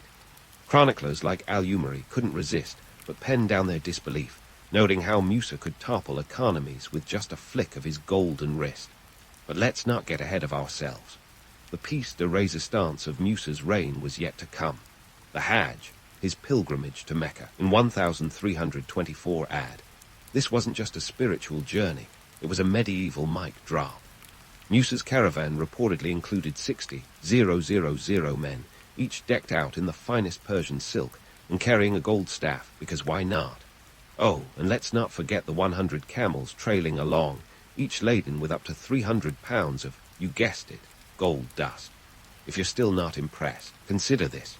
Musa was so generous with his gold that he single-handedly caused inflation in Cairo, showering the city with so much wealth that it took years for their economy to recover. Talk about leaving a mark. The Hajj was a logistical feat that would make modern event planners weep with envy. Imagine the supply chain headaches of feeding and housing thousands of people, all while traversing 4,000 kilometers of harsh desert terrain. And while today's influencers might boast a few million followers, Musa had the entire medieval world buzzing, with his journey chronicled by historians like Ibn Khaldun, who couldn't resist documenting the spectacle. In hindsight, Mansa Musa's reign was a golden age in more ways than one. His pilgrimage was a masterclass in public relations, showcasing the Mali Empire's wealth and power to the world. But it wasn't just about flaunting riches. Musa returned with scholars, architects and books, setting the stage for a cultural renaissance that would see Timbuktu become a beacon of learning and trade. It was as if he had turned his wealth into a giant magnet, attracting the brightest minds of his time. Yet, behind the glittering facade of gold and glory, there were the harsh realities of empire building. The Mali Empire was a complex tapestry of diverse ethnic groups, each with its own language and customs. Musa's ability to hold this patchwork together was as much a testament to his political savvy as his financial acumen. It was a delicate balancing act, akin to keeping 1,000 spinning plates aloft. So, while the legend of Mansa Musa is often draped in gold, the real story is one of leadership, ambition, and a little bit of luck. His legacy is a reminder that even in a world where wealth could buy anything, it was the vision to use it wisely that truly mattered. And as we explore more about his life and times, one thing is clear. Mansa Musa wasn't just a man with a Midas touch. He was a ruler whose influence still echoes through history. And so, as Mansa Musa set out for Mecca in 1324, he wasn't just embarking on any old pilgrimage. This was the medieval equivalent of a Las Vegas showstopper, a journey so opulent it would make even the most extravagant rock stars blush. Picture it, a 4,000 kilometer trek across unforgiving desert terrain, complete with an entourage of 60,000 people and thousands of camels, each laden with up to 300 pounds of gold dust. It was a logistical nightmare that would put even the most seasoned event planners into a cold sweat. I mean, how do you even begin to organize catering for 60,000 people in the middle of the Sahara? Just-in-time delivery wasn't exactly a thing back then. Now, let's dive into the nitty-gritty of this grand adventure. Mansa Musa's caravan was a sight to behold, an endless stream of humanity and camel power, decked out in the finest silks and jewels that Persian markets had to offer. The man knew how to make an entrance. Each member of his entourage carried a gold staff, a testament to the Mali Empire's wealth and Musa's penchant for living large. And if you think this was all for show, think again. Musa was about to turn the medieval world on its head with an economic display that would be talked about for centuries. As the caravan rolled into Cairo, word of Mansa Musa's generosity spread like wildfire. He handed out gold like it was candy, showering the city with so much wealth that he single-handedly triggered an economic downturn. That's right, Musa's largesse was so overwhelming that it caused the value of gold to plummet, leading to inflation that took Cairo's economy years to recover from. Imagine dropping by a friend's house, giving them a gift, and accidentally wrecking their entire financial system. Awkward, right? But here's where things get interesting. While Musa's gold-giving spree might seem reckless, it was actually a masterclass in soft power. By distributing wealth so freely, he wasn't just showing off. He was cementing the Mali Empire's reputation as a superpower of its time. It was a strategic move, albeit one with unintended consequences. Historians like Ibn Khaldun were quick to document the phenomenon, marveling at how one man's generosity could ripple through entire economies. Of course, behind the glitz and glamour of this golden road trip were the gritty realities of medieval travel. Traversing the Sahara was no walk in the park. It was a treacherous journey fraught with danger. Sandstorms, bandits, and the ever-present threat of dehydration were just a few of the challenges Musa's caravan faced. Yet under his leadership, they persevered, a testament to the meticulous planning and coordination that went into this monumental pilgrimage. And let's not forget the cultural exchange that occurred along the way. As Musa journeyed through North Africa and the Middle East, he engaged with scholars, architects, and religious leaders, forging connections that would later enrich the Mali Empire. These encounters weren't just footnotes in his journey. They were pivotal moments that set the stage for a cultural renaissance back home. Timbuktu would later emerge as a center of learning and trade, a beacon of enlightenment in a world that was, quite frankly, a bit short on such ideals. Musa's pilgrimage was more than just a journey. It was a statement, a declaration of the Mali Empire's wealth and influence. Yet, as with any grand story, there's a flip side. The economic chaos left in Musa's wake was a stark reminder of the complexities of wealth and power. While his generosity was legendary, it also highlighted the fragility of medieval economies, where one man's actions could send entire regions into a tailspin. In the end, Mansa Musa's pilgrimage was a dazzling spectacle that captured the imagination of his contemporaries and continues to fascinate us today. It was a journey of faith, power, and ambition, underscoring the delicate balance between wealth and responsibility. As we continue to unravel the layers of this epic tale, one thing is clear. Mansa Musa's road trip to Mecca was more than just a blinged-out adventure. It was a defining moment in history, a testament to the enduring power of vision and leadership. And just like that, Mansa Musa's epic pilgrimage became the medieval version of a viral TikTok, spreading like wildfire across continents. News of his golden extravaganza reached European shores, where cartographers were left scrambling to update their maps and their mental models of Africa. Imagine their shock. A king from a land few Europeans had ever seen, with wealth so immense it could make the Pope blush. Suddenly, the dusty tomes in European libraries seemed a little outdated, and the world map needed a serious makeover. Enter the Catalan Atlas of 1375, the Google Maps of its day, crafted with the precision of a medieval artisan and a dash of artistic license. This wasn't just a map. It was a statement piece, a visual encyclopedia of global power and prestige. And smack dab in the middle of it was Mansa Musa himself, depicted holding a literal golden nugget, as if to say, "Yeah, I'm that guy." Now, before you get too swept away by the romance of it all, let's talk reality. While the golden nugget probably wasn't life-sized, Musa's portrayal was no less impactful. It signaled to Europe that Africa was not just a distant, mysterious land, but a powerhouse with resources and influence beyond imagination. But here's where the plot thickens. This new depiction of Africa didn't just change maps, it rattled European minds. Suddenly, tales of Musa's wealth became the medieval equivalent of urban legends, told and retold at every court gathering and nightly feast. For merchants, it was a neon sign flashing opportunity, and for monarchs, it was a wake-up call to the untapped potential across the Mediterranean. The Mali Empire, once a footnote in the European consciousness, had burst onto the scene with all the subtlety of a fireworks display. Of course, with fame comes mythology, and boy, did Musa acquire some whoppers. Picture this, a king so rich he could pave entire cities with gold. While the reality was a tad less extravagant, the myth had its own allure. It painted Musa as an all-powerful ruler, a man whose wealth knew no bounds and whose influence stretched further than his own vast empire. Yet, behind the myth was a man as strategic as he was affluent. Musa knew that wealth was more than just gold.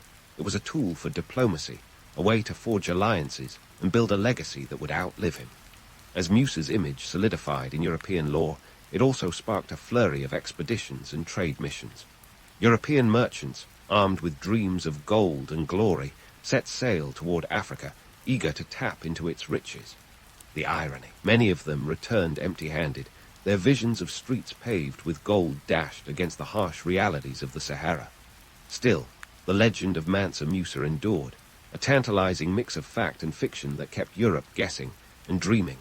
But let's cut through the gilded facade and talk economics. Musa's wealth, while extraordinary, was a reflection of Mali's strategic control over the trans-Saharan trade routes. Gold wasn't just a shiny object. It was the backbone of an economy that connected Africa to Europe and the Middle East. Musa's skill lay in leveraging this position, turning Mali into a bustling hub of commerce and culture. It was a lesson in economic savvy, a reminder that true power lay not in hoarding wealth, but in using it wisely. And yet, even as Musa's legend grew, it was built on a foundation of complex realities. The Mali Empire, while rich in resources, was also a tapestry of diverse cultures and languages, each with its own aspirations and challenges. Musa's reign was a balancing act, a dance between maintaining unity and fostering prosperity. It was a feat of leadership that required more than just gold. It demanded vision, diplomacy, and a pinch of luck. As European maps evolved to include Mali, they also reflected a shifting worldview. Africa was no longer an enigma, but a land of opportunity, a place where fortunes could be made and alliances forged.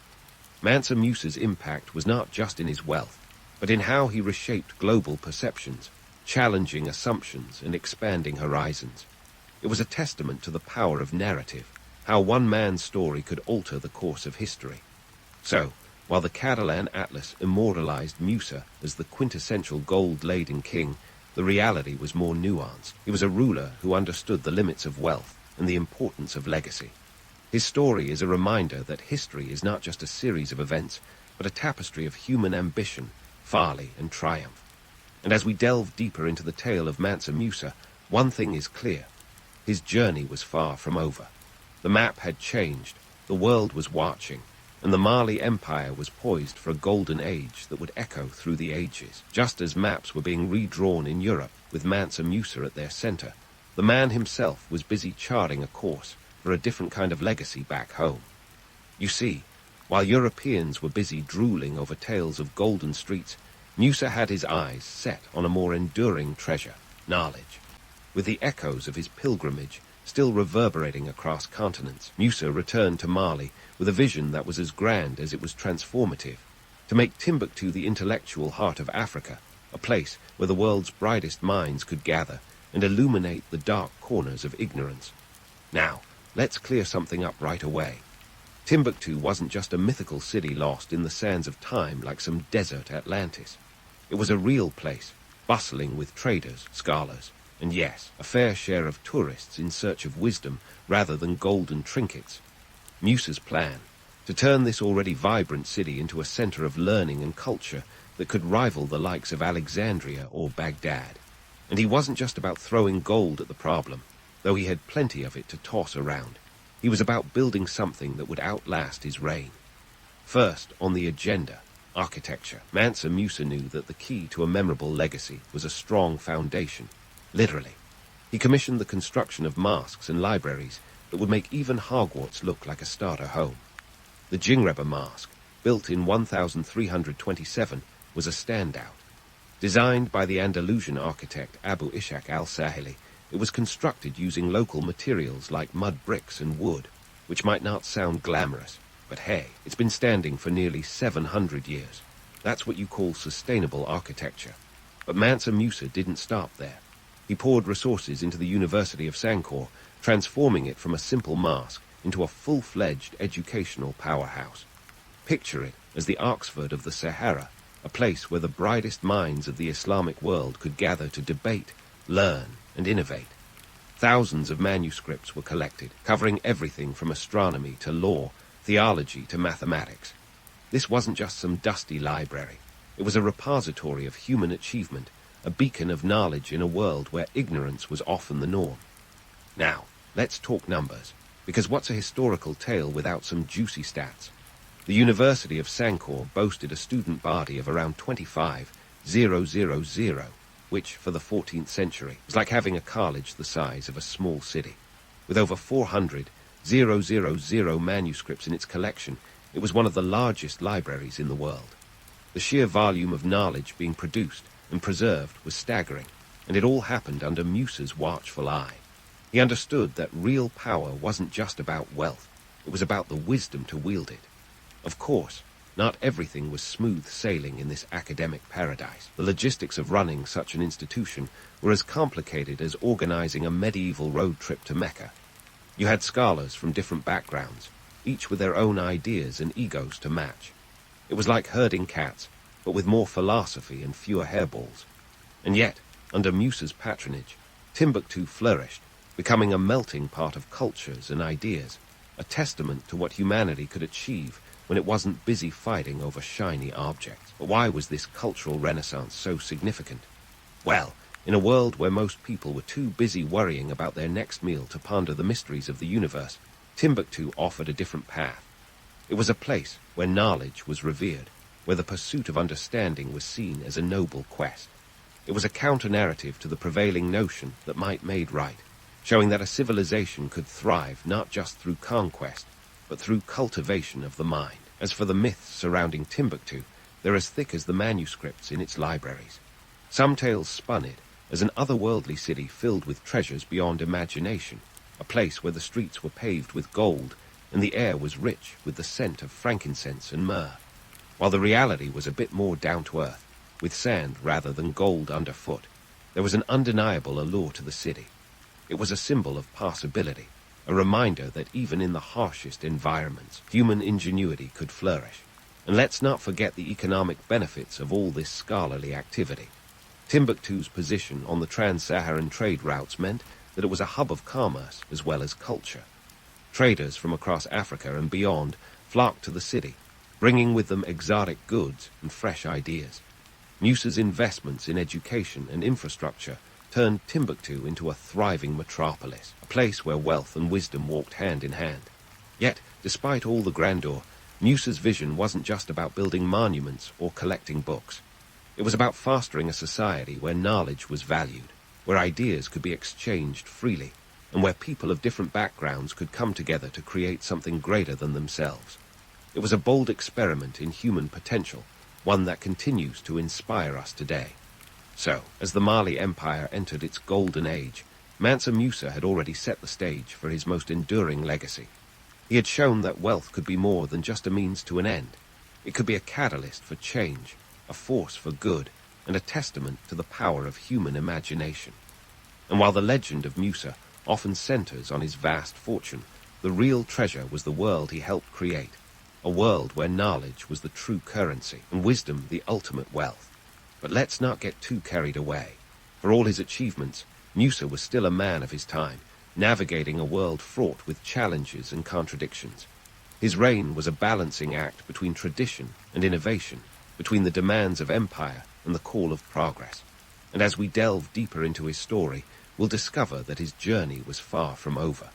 The golden age of the Mali Empire was just beginning, and its echoes would resonate through history, challenging us to rethink what it means to be truly rich. As Mansa, Musa continued to build his dream of a learned society, the rest of the world watched and wondered. His investments in education and culture were as forward-thinking as they were ambitious, a testament to his belief that true power lay not in the wealth one amassed, but in the knowledge one shared. And as we explore the next chapter of this incredible tale, we'll uncover the complexities and contradictions that shaped his legacy, reminding us that history is never as simple as it seems. So, while Mansa Musa was busy turning Timbuktu into the Ivy League of the Sahara, back in Europe and beyond, the whispers of his wealth had transformed into full-blown myths. You know the type. Tales of gold so plentiful it made the tales of El Dorado sound like a budget fairy tale. But beyond the glitter and gossip, lay a fascinating interplay of wealth, power, and vision that Musa deftly maneuvered. This was a guy who didn't just flaunt his riches. He wielded them like a master craftsman shaping a legacy. Let's dig into the dynamics of power and wealth that Musa's reign exemplified. The Mali Empire was sitting smack dab on the world's gold mine. We're talking about approximately 50% of the world's gold reserves at that time, all tucked away in West Africa's underbelly. But gold alone doesn't make an empire. It was Musa's strategic genius that turned Mali into a medieval superpower. While Europe was still fumbling through feudalism, Musa was crafting a centralized government that made the Roman Empire look like a DIY project. Consider this. Musa's empire was a veritable melting pot, with diverse ethnic groups like the Mandinka, Fulani, and Songhai living under one golden umbrella. Managing such a mosaic required more than just an iron fist. It required the kind of political savvy that would make Machiavelli nod in approval. Musa understood that real power was in unity, so he worked tirelessly to maintain harmony among his subjects, a feat as delicate as balancing a camel on a tightrope. And then there's the economic context. Musa's Mali wasn't just rolling in gold. It was a commercial powerhouse, strategically sitting on the trans-Saharan trade routes. These pathways were the medieval Silk Roads of Africa, bustling with traders shuffling salt, cloth, ivory, and you guessed it, gold. It's like the Amazon of the 14th century, only with more camels and fewer prime delivery drones. Musa's control over this trade network meant that his empire could dictate terms and amass wealth that would make even the most extravagant tech billionaires blush. Now, let's tackle the myths. Everyone loves a good legend, and Mansa Musa's story certainly didn't disappoint. The tales of his pilgrimage to Mecca, laden with gold and grandeur, transformed him into a mythical figure. But while the stories of golden streets are charming, they overshadow the real story. Musa's strategic use of wealth as a tool for diplomacy and cultural exchange. This was less about buying influence and more about forging connections, like a medieval linked-in network with a touch of gold dust. Take, for instance, Musa's interactions with scholars and architects during his Hajj. By bringing them back to Mali, he wasn't just importing talent.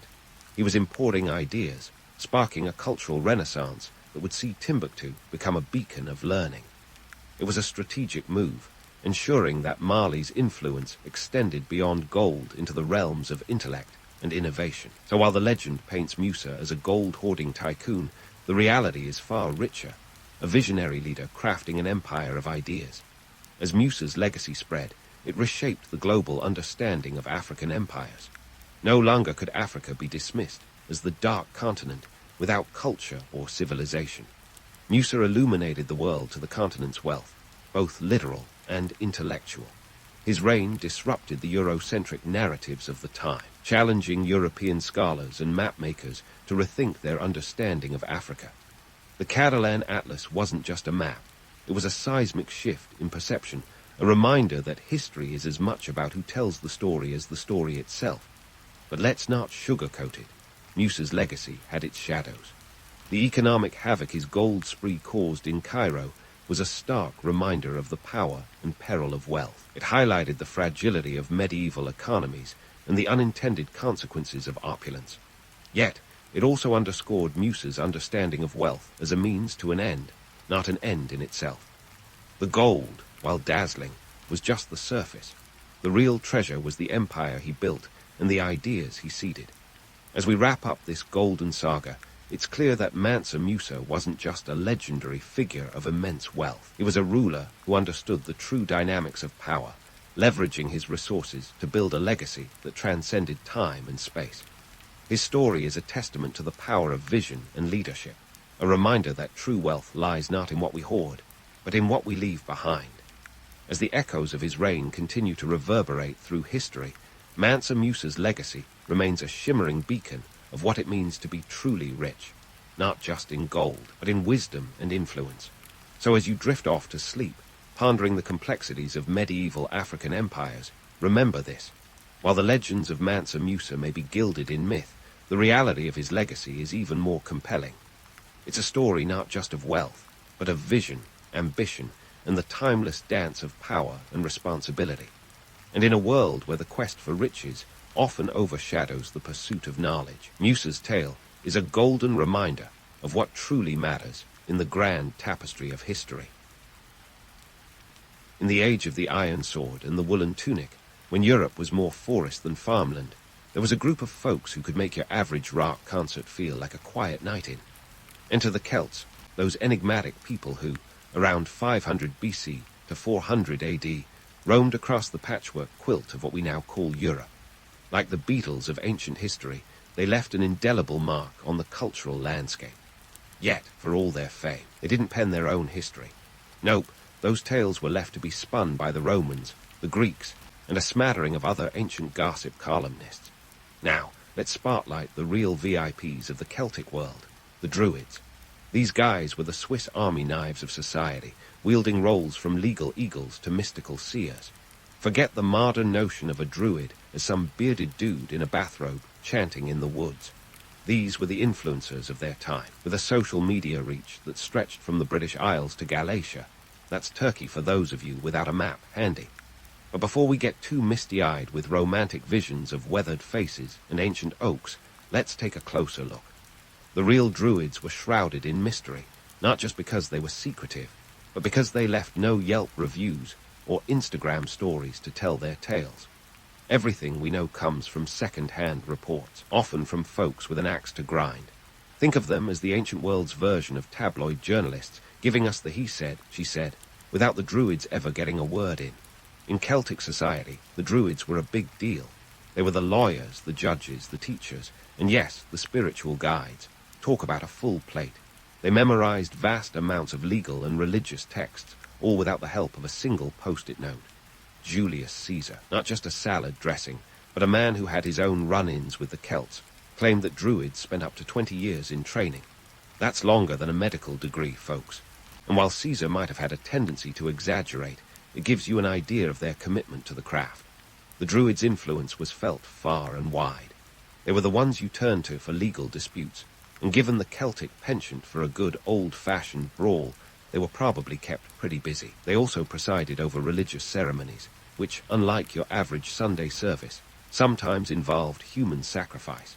Yeah, they didn't shy away from the dramatic. But before you get too horrified, remember that ancient Rome was no stranger to bloodshed either. Gladiator games, anyone. Yet, for all their gravitas, Druids were also seen as the wise old owls of the community. They were believed to have the gift of prophecy, which must have come in handy when trying to predict whether the next harvest would be bountiful or a bust. And let's face it, in a time when weather forecasts were more crystal ball than meteorology, having someone who could read the omens was probably quite reassuring. Despite the Druids' lofty position, their traditions were as much about the practical as the mystical. They were the keepers of knowledge in a time when writing was as rare as a snowstorm in July. They passed down their wisdom orally, which meant that Druidic knowledge was as much about memory as it was about mystery. This oral tradition was both a strength and a weakness. It meant their teachings could evolve and adapt, but it also left them vulnerable to the whims of history. When the last Druid breathed his last, a whole library of knowledge could vanish with him. So, what did this all mean for the Celts? Well, the Druids were the glue that held their society together. They were the ones who interpreted the will of the gods and ensured that the laws were upheld. They were the educators and the keepers of tradition, ensuring that the next generation knew where they came from and where they were going. In a world without Google, they were the search engine, the encyclopedia, and the guidebook all rolled into one. But let's not get too carried away with the romanticism. While the image of Druids chanting in the moonlight beneath ancient oaks is alluring, reality was likely a bit more mundane. Life was tough, and while the Druids held a special place in society, they were not immune to the challenges of the time. They faced the same harsh realities as everyone else, from political upheavals to the ever-present threat of Roman expansion. In the end, the Druids' legacy is one of mystery and intrigue. They were a vital part of Celtic society, yet much of what we know is shrouded in uncertainty. They were the rock stars of their age, yet their songs have been lost to time. What remains is a tantalizing glimpse into a world where the line between the mundane and the mystical was as fine as a druid's beard. So, as we continue to explore their world, let's keep an open mind and a healthy dose of skepticism. After all, in a world where the past is as murky as a druid's prophecy, a little humor and a lot of curiosity can go a long way. So, speaking of murky prophecies and druids with an air of enigma, let's dive into the nitty-gritty of their rituals, the kind that'd give your yoga class a run for its chakras. First off, let's address the elephant, or should I say sacrificial victim, in the room, human sacrifices. Now, before you conjure up images of heart-yanking, temple of doom antics, let's pump the brakes on that imagination train. While Roman sources like Julius Caesar's Gallic Wars painted a picture of druids as the Hannibal Lecters of their day, the truth might just be a bit more nuanced. Caesar, who was as much a spin doctor as he was a general, claimed druids would encase prisoners in giant wicker men and set them ablaze as an offering to the gods. Now, while that may sound like a bonfire night gone terribly wrong, there's scant evidence to suggest this was a widespread practice. In fact, archaeological finds haven't exactly backed up Caesar's macabre storytelling. It's more likely that these tales were less about fact and more about justifying Rome's own expansionist desires. After all, painting your enemies as bloodthirsty savages is a classic PR move when you're trying to take over their lands. But let's not completely dismiss the potential for some sacrificial shenanigans. The Celts did have a penchant for the dramatic, and human sacrifices, albeit likely rare, probably did occur during particularly desperate times. Think of it as the ancient equivalent of trying to reset your Wi-Fi by turning it off and on again, just with significantly higher stakes. Moving on from the grisly to the groovy, let's talk sacred groves. The Druids didn't need the grandeur of a cathedral or the acoustics of a concert hall. No, these spiritual leaders found their connection to the divine beneath the leafy canopies of ancient forests. These sacred groves were the real deal, folks, a place where nature and spirituality converged in a way that makes modern retreats look like a day at the office. Picture it, the rustle of leaves as your only soundtrack, a canopy of stars your only audience, and the earthy smell of the forest your only incense. It's no wonder the Druids held these spaces in such high esteem. But before you start romanticizing these arboreal sanctuaries, remember that not all was peace and love under those boughs. These groves were also places of power and possibly political maneuvering. If a Druid told you that the gods demanded a new tax or tribute, who were you to argue with the divine will expressed through a rustling oak? The economic motivations behind some of these rituals can't be ignored. In a society where resources were as hard to come by as a Wi-Fi signal in the woods, these sacred spaces also served as central hubs for the exchange of goods and ideas. Now, let's chat about the rituals themselves. Druids were like ancient event planners, orchestrating ceremonies that would make your cousin's wedding look like a backyard BBQ. These rituals were complex affairs, involving everything from chants and sacrifices to the observation of natural phenomena. They were timed to celestial events, linking the Druids' religious practices to the rhythms of the earth and sky. This wasn't just about pomp and circumstance, either. These rituals reinforced the social and political structures of Celtic society, reminding everyone of the cosmic order and their place within it. And speaking of cosmic order, let's not forget about the Druids' role as seers. These guys claimed to have the heartline to the future, able to interpret omens and predict events. Whether it was reading the entrails of a sacrificed animal or studying the flight patterns of birds, Druids employed a variety of methods to divine the will of the gods. And while modern minds might scoff at the idea of prophecy, in a world where uncertainty was the norm, having someone to give you a heads-up about the next crop failure or clan skirmish was probably worth its weight in gold, or at least a few sheep. But let's not get carried away with the mystique.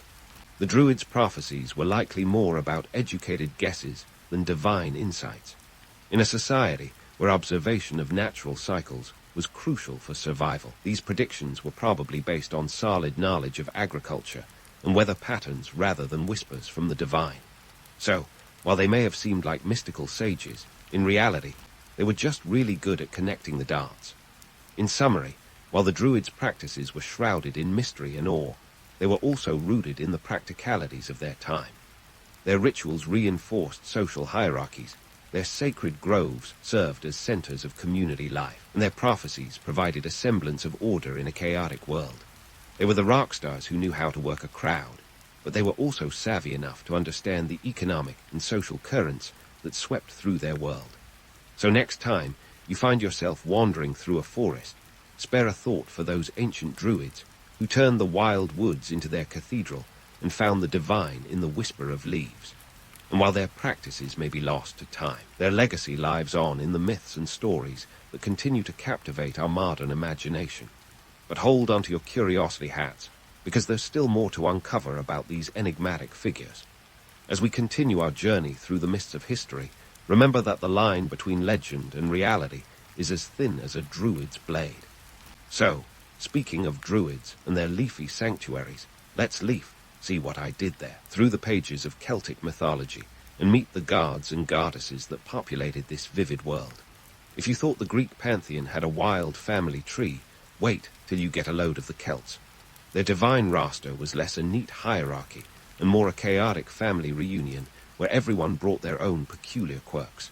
And to the Celtic gods, a divine potluck where everyone's contributions were a little bit of this and a little bit of that. Take the Morrigan, for instance, a goddess as multifaceted as a Swiss army knife. She was the goddess of war, fate, and fertility, which sounds like a recipe for a very busy schedule. Morrigan wasn't just one goddess, though. She could appear as three sisters, each representing different aspects of her nature. Talk about having your own backup singers. Then we have Lug, a god so talented that he'd make a Renaissance man look like a one-trick pony. Known as Lug of the Long Arm, he was the master of every craft imaginable. Warrior, poet, craftsman, you name it, Lug did it. If LinkedIn had existed back then, his profile would have been a mile long. He's also credited with inventing a game that's a lot like chess, showing that even gods needed a break from their divine duties. And let's not forget about Cernunnos, the horned god who was the poster child for the untamed wilderness. With antlers sprouting from his head, he was the embodiment of nature's wild and unpredictable spirit. Picture the god of a camping trip gone gloriously off the rails.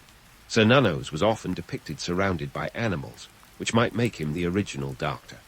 Doolittle, though with a bit more gravitas and less Hollywood razzle-dazzle. But what's truly fascinating about the Celtic pantheon is how they blurred the lines between human and divine, mortal and immortal. The Celts didn't see their gods as distant, aloof beings residing in some celestial penthouse. Oh no, these deities were part of the community, mixing and mingling with humans as if they were just folks from the village next door. They were believed to walk the earth, and their presence was as everyday as the sheep in the pasture. This earthy connection might explain the Celts' fondness for hybrid deities. They didn't mind mixing and matching divine attributes like they were in some cosmic costume party. For instance, Epona, the horse goddess, wasn't just a protector of horses, but was also linked to fertility and the underworld. It's like the Celts figured, why not cover all the bases? Now, you might wonder how these gods influenced the daily lives of the Celts. Well, they were more than just subjects for bardic tales. The Celts believed their gods had a direct hand in the success of the harvest, the outcome of battles, and even the weather. In other words, if your crops failed or your cattle got spooked, it was time to appease the gods. This wasn't just spiritual insurance, it was practically agricultural planning. Speaking of the afterlife, the Celts had a refreshingly unique take. Forget the eternal bliss or brimstone of other cultures. For the Celts, the afterlife was more of a pit stop on the highway of existence. They believed in reincarnation, a cosmic game of musical chairs where souls got to hop from one life to the next. This cycle of rebirth meant that death was less about finality and more about transformation. It's like the universe was one big recycling program, and everyone got to play their part. Compare this to other ancient religions, and you'll see why the Celts were ahead of their time, or at least marching to the beat of their own Bedtime.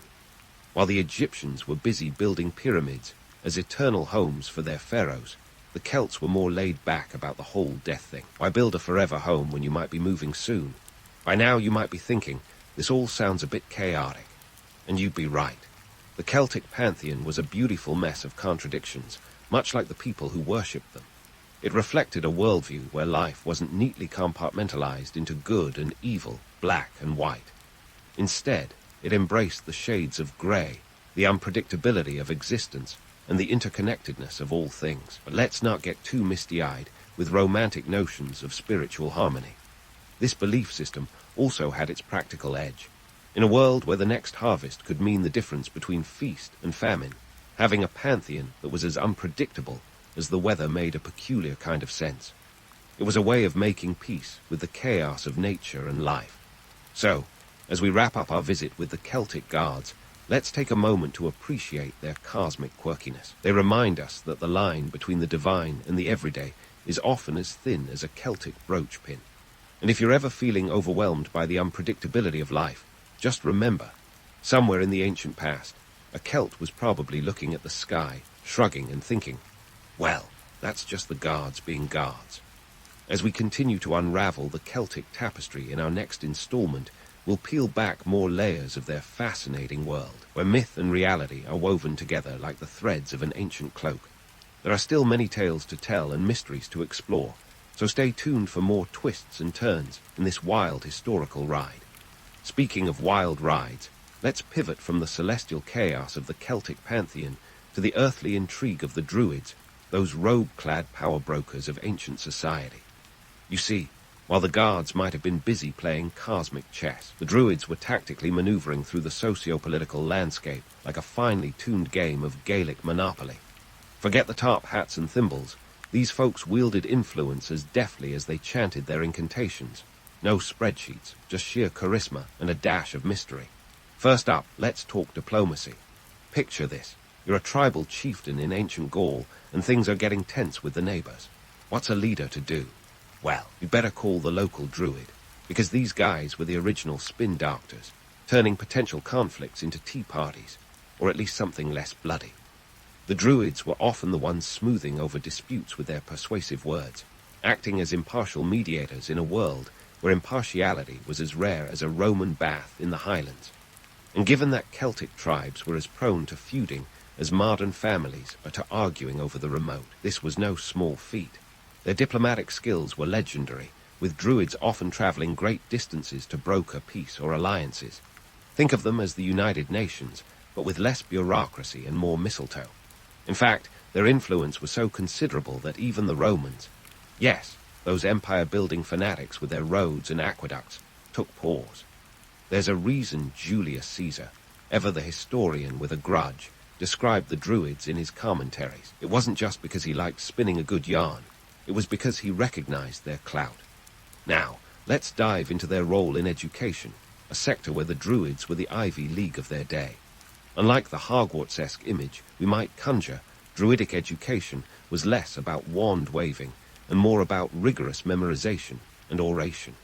Without so much as a stone tablet to jot down notes, these scholars memorized everything from law codes to astronomical charts. Imagine cramming an entire library into your brain, and you'll get a sense of the intellectual marathon they faced. Training to become a druid was no walk in the sacred grove. It was a commitment of up to 20 years, a marathon of memorization that would make modern med students wince. This wasn't just academic posturing. In a world where oral tradition was king, the ability to recall and recite was paramount. The Druids were the human hard drives of their society, preserving and passing on knowledge in a time when the written word was still a novelty. But this immense reservoir of knowledge wasn't just for show. It made the Druids indispensable in law and governance. They were the judges and the jury, the ones you turned to when disputes arose. And boy, did disputes arise. In a society where personal honor was as prized as a warrior sword, legal wranglings were common. But rather than descending into chaos, the Druids' decisions were respected, their rulings as binding as any modern courtrooms. This brings us to their secretive nature, the aspect of the Druids that has tantalized historians and enthusiasts for centuries. The lack of written records wasn't just an oversight. It was a deliberate choice. By keeping their knowledge and proceedings shrouded in secrecy, the Druids maintained an aura of mystique that made them appear all the more powerful. It was a savvy move, akin to a magician never revealing their tricks. After all, in an age where information was power, keeping your cards close to your chest was just good business. Yet this secretive approach was a double-edged sword. By not writing things down, they made it difficult for their teachings to endure beyond the fall of their civilization. As the Romans extended their influence, the Druids found themselves increasingly marginalized. To the Romans, who believed in the permanence of the written word, the Druids' oral tradition seemed antiquated, a relic of a bygone era. And so, as Roman roads carved through the Celtic lands, so too did Roman culture carve through Celtic traditions. But before we start playing the world's smallest violin for the Druids, let's remember that they weren't just passive victims of Roman aggression. They were active participants in their decline, at times allying with Celtic tribes against Roman invaders, at others standing in defiance of their own people's attempts to assimilate. In a way, the Druids were caught between two worlds, their allegiance to the old ways and the undeniable pull of the New World Order. So, what's the takeaway here? The Druids were more than just mystical figures in flowing robes. They were the intellectual heavyweights, the power brokers, and the keepers of tradition in a world that was constantly shifting. Their decline wasn't just a result of Roman conquest. It was a complex interplay of cultural evolution and political necessity. They were the architects of their own mystique, but also its victims, as the very secrecy that once empowered them eventually led to their obsolescence. As we wrap up this segment of our historical journey, let's leave the Druids amid the foggy mists of history, their influence undiminished by the passage of time. They remind us that power comes in many forms, and that the legacy of knowledge, whether written or spoken, is a force to be reckoned with. But hold on to your ceremonial robes, because there's still more to explore in the Celtic world. The next chapter waits, full of intrigue, mystery, and the ever-present clash of cultures. So stick around, because the past is full of surprises, and we've only just begun to scratch the surface. And speaking of scratching the surface, let's jump with both feet into the legacy of the Druids and Celtic traditions, a legacy that's managed to entangle itself in modern culture like mistletoe in a tree. First stop on this magical mystery tour, Halloween, a holiday that's less about candy corn and more about Celtic cornucopia. You see, Halloween's roots dig deep into the ancient festival of Samhain, a time when the curtain between this world and the next was supposedly as thin as a cloak made of fog. Samhain, celebrated on the night of October 31st, was the Celtic New Year, a time to stark up the larder and light bonfires to ward off spirits. Forget the pumpkins. They were more into turnips back then. Picture carved turnips with ghastly faces, flickering in the night like nature's own lanterns. This was no mere holiday. It was a survival strategy, a way to ensure that the lean winter months didn't become the last chapter in your family saga. The Celts were nothing if not pragmatic when it came to staying on the right side of the supernatural. Fast forward to the present, and you'll find Samhain's echoes in the jack-o'-lanterns and trick-or-treating that define Halloween today. The only difference, nowadays, the most frightening thing about Halloween might be the dentist bill from all that candy. But beneath the costumes and sugar highs lies a rich tapestry of ancient customs, a reminder that even our most modern celebrations are woven from the threads of history. Now, let's dive into the pop culture cauldron where the image of the Druid has been simmering for quite some time. From the enchanting forests of literature to the spellbinding scenes of movie magic, Druids have been reimagined more times than a superhero franchise. Whether it's a wise old sage in a fantasy epic or a mystical guide in a video game, the Druid's pop culture persona is often a cocktail of the fantastical and the anachronistic. But let's not kid ourselves. The Druids we see on screen bear as much resemblance to their historical counterparts as a Hollywood cowboy does to a real 19th century rancher. While the capes and staffs make for great cinema, the truth is, the real Druids were less Gandalf and more grounded. They were scholars, judges, and community leaders, not just mystical hermits with a penchant for cryptic advice. Yet, there's something undeniably alluring about the myth of the Druid. It taps into our collective desire for wisdom and guidance, a yearning for someone who can see beyond the veil of the mundane. In a world where answers are often elusive, the idea of a wise sage who holds the keys to the universe is as captivating as a plot twist in a thriller. Now, we can't wrap up without confronting the myths that continue to swirl around the Druidic legacy like leaves in an autumn wind. Take, for example, notion of the Druids as nature-loving pacifists. While they certainly held nature in high regard, they were also deeply entwined in the politics and power struggles of their time.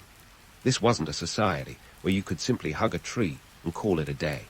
The reality was that they navigated a world as complex and competitive as any corporate boardroom.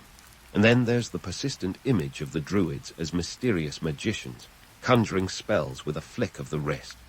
The truth is, their magic, was more about knowledge and observation than anything supernatural. They were the meteorologists of their day, reading the skies and the seasons with a shrewdness that would put many a modern weatherman to shame.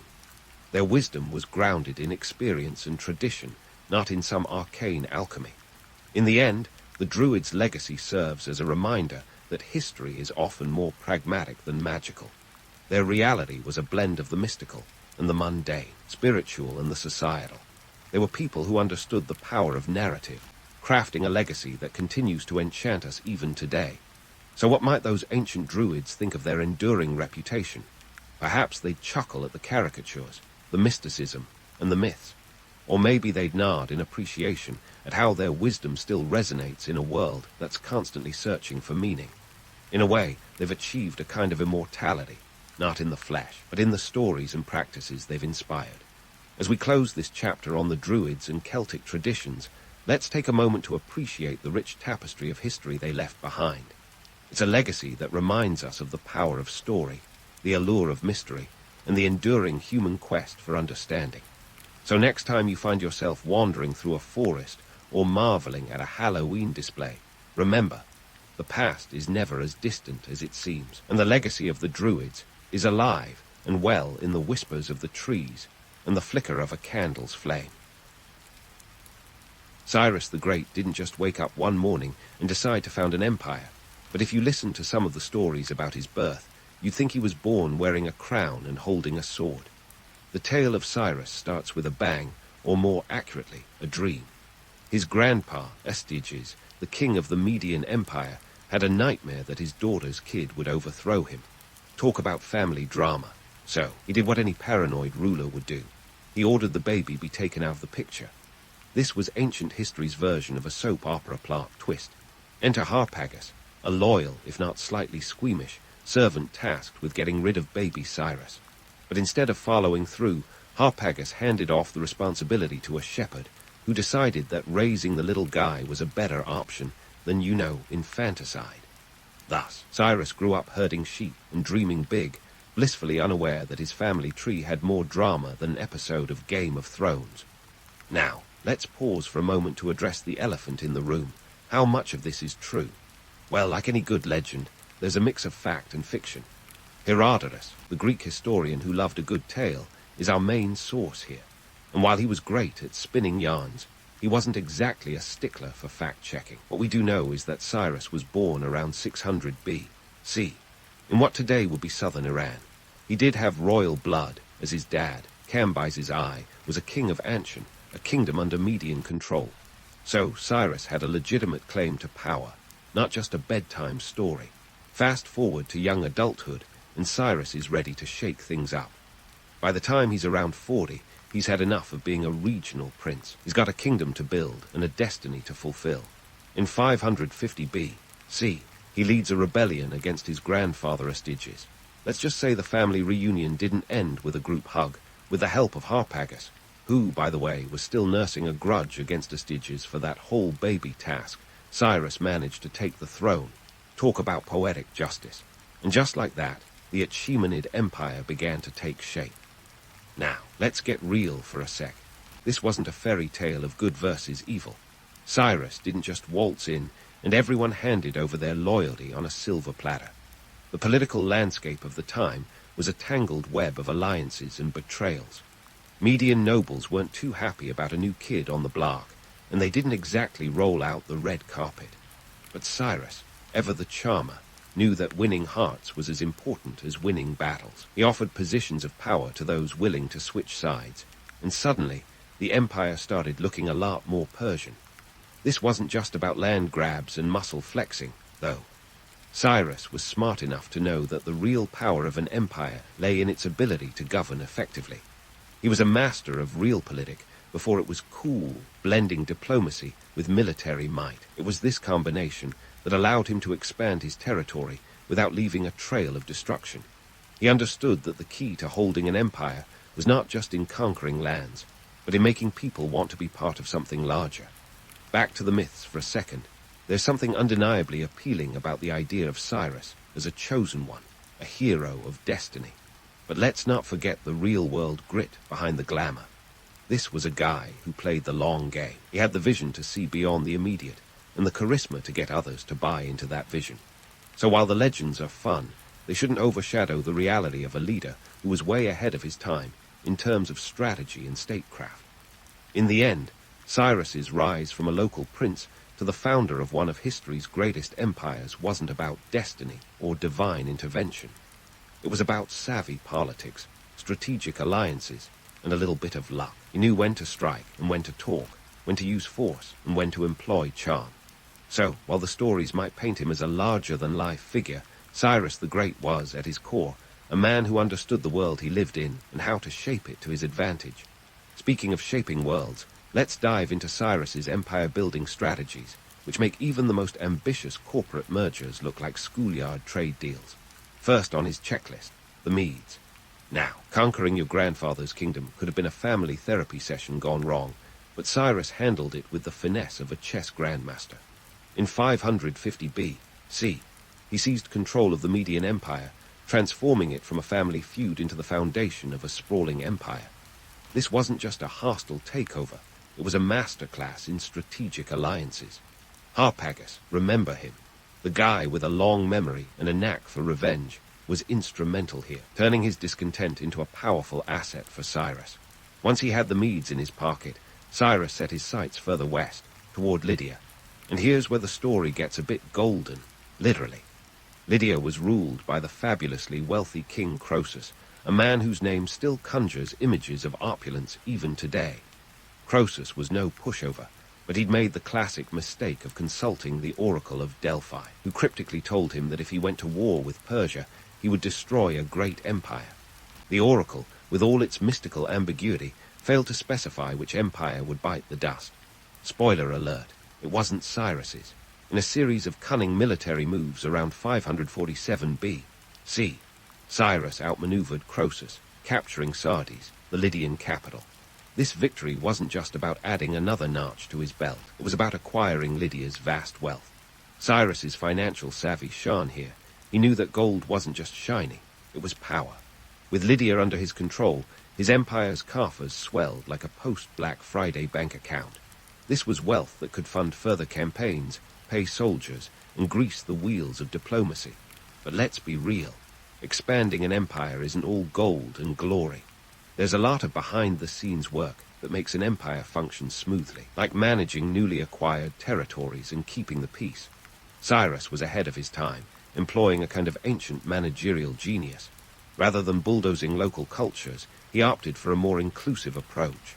For instance, he allowed the Lydians to keep their customs and even their local rulers, as long as they paid their taxes and pledged loyalty. This wasn't just benevolence, it was smart politics. Keep the people happy, and they are less likely to rebel. Next on Cyrus's world tour were the Babylonians. By 539 B.C., Babylon was less a city and more a symbol of ancient grandeur. Picture this, walls so thick and mighty they put modern fortresses to shame, and hanging gardens that would have made any Instagram influencer green with envy. But all that splendor didn't stop Cyrus. His strategy here was a blend of military might and psychological warfare. Babylon was already crumbling under the weight of its own political dissatisfaction, with many of its people disenchanted with their king, Nabonidus. So, Cyrus capitalized on this discontent, presenting himself as a liberator rather than a conqueror. And here's where Cyrus's PR game hit its peak. Enter the Cyrus cylinder, often hailed as the first declaration of human rights. This clay cylinder proclaimed Cyrus's benevolent policies, like returning displaced peoples to their homelands and restoring temples. It painted a picture of Cyrus, not as a conqueror, but as a savior. Never mind that this was also a brilliant piece of propaganda. It was ancient spin-doctoring at its finest, a message to his new subjects that they'd traded one king for another, but this time with a perkier disposition. Okay, time for a quick reality check. While the Cyrus cylinder is often lauded for its progressive ideals, let's not forget that it served Cyrus's interests quite neatly. By restoring religious sites and allowing exiled peoples like the Jews to return home, Cyrus wasn't just winning hearts, he was securing loyalty. These moves weren't altruistic gestures, they were calculated strategies to maintain control over a vast, diverse population. It's like giving a dog a treat to make it sit, It's nice, but it's also about asserting control. Now, managing an empire that stretched over 2,000 miles and spanned from the Aegean Sea to the Indus River was no small feat. Cyrus had to deal with logistics that would make a modern-day supply chain manager break out in a cold sweat.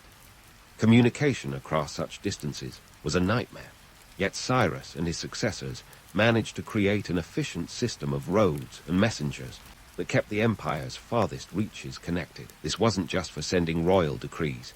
It was vital for trade, troop movements, and crucially, tax collection. But let's not get too idealistic.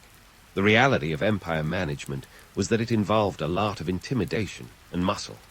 Cyrus might have been a benevolent ruler in some respects, but he wasn't above using force to keep the peace. Revolts were a constant threat, and putting them down required a mixture of diplomacy and brute strength. It's a balancing act that would have given even the most seasoned tightrope walker vertigo. As for the myth of Cyrus as a liberator, it's easy to see why it endures. After all, who doesn't love a good hero story? But let's strip away the romantic veneer for a moment. Cyrus was a pragmatic ruler who understood that building an empire was as much about winning hearts and minds as it was about winning battles. His genius lay in recognizing the power of culture and religion as tools of governance. He was, in many ways, a pioneer of soft power, long before the term was coined. In the end, Cyrus's conquests weren't just military victories. They were strategic expansions that required cunning, charm, and a fair bit of luck. His legacy is a testament to the art of empire building, an endeavor that's as much about the people you lead as the lands you claim. And while history remembers him as Cyrus the Great, it's worth pondering how much of that greatness was skillful self-promotion and how much was genuine benevolence. As we gear up to explore the next chapter of his reign, keep in mind that the line between legend and reality is often as blurred as the desert horizon. Stay tuned for more on how Cyrus's empire continued to evolve, and how he managed to keep it all together without the convenience of modern-day conveniences, or a reliable Wi-Fi connection. So, where were we? Ah, right. Cyrus the Great was busy knitting together the frayed edges of his ever-expanding empire, a feat that would make even the most seasoned CEO break into a sweat. Imagine juggling a dozen flaming torches while riding a unicycle on a tightrope stretched across the Grand Canyon. That's the level of complexity we're talking about when it comes to managing his vast dominion. But Cyrus had a trick up his sleeve, the satrapy system. And no, that's not ancient slang for a headache, though it might as well have been if you were tasked with running one. The idea was revolutionary. Divide the empire into regions called satrapies, each overseen by a satrap, or governor. Think of satraps as regional managers who, instead of dealing with quarterly earnings reports, had to manage taxes, justice, and military conscription. It was a decentralized approach, allowing local governance under the umbrella of imperial oversight. This system wasn't just genius, it was a necessity. With an empire stretching from the Aegean Sea to the Indus River, Cyrus needed eyes and ears in every corner.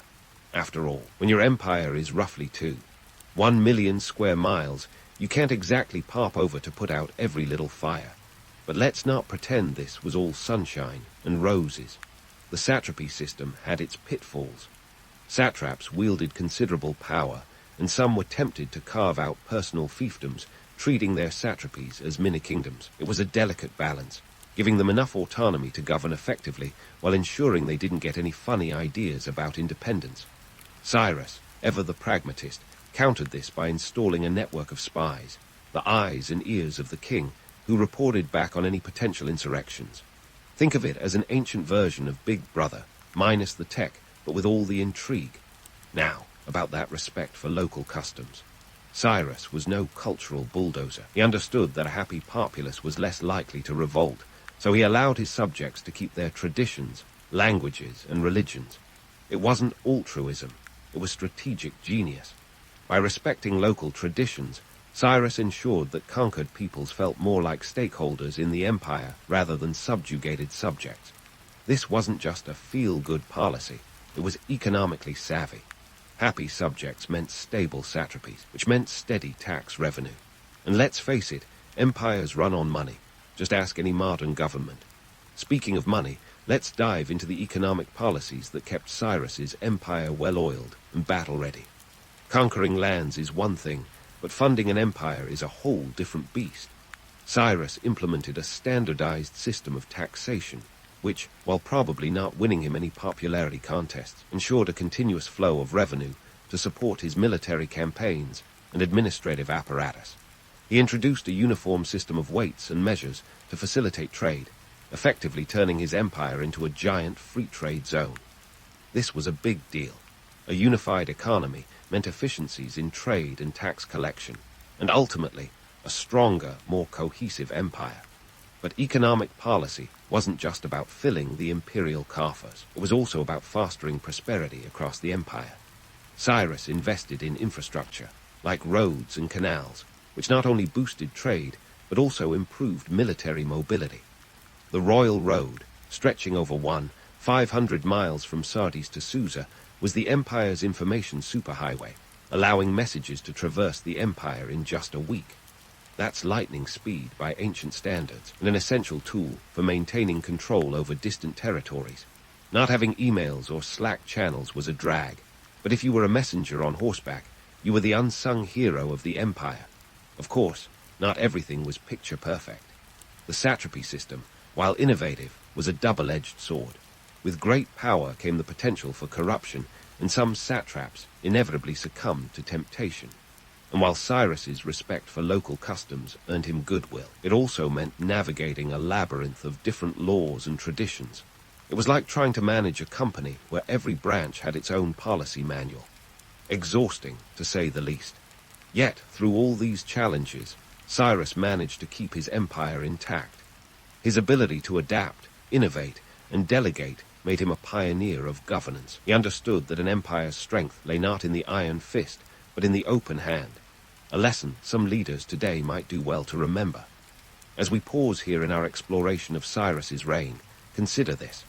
While the empire he built was a tapestry of cultures and peoples, it was also a testament to the power of visionary leadership.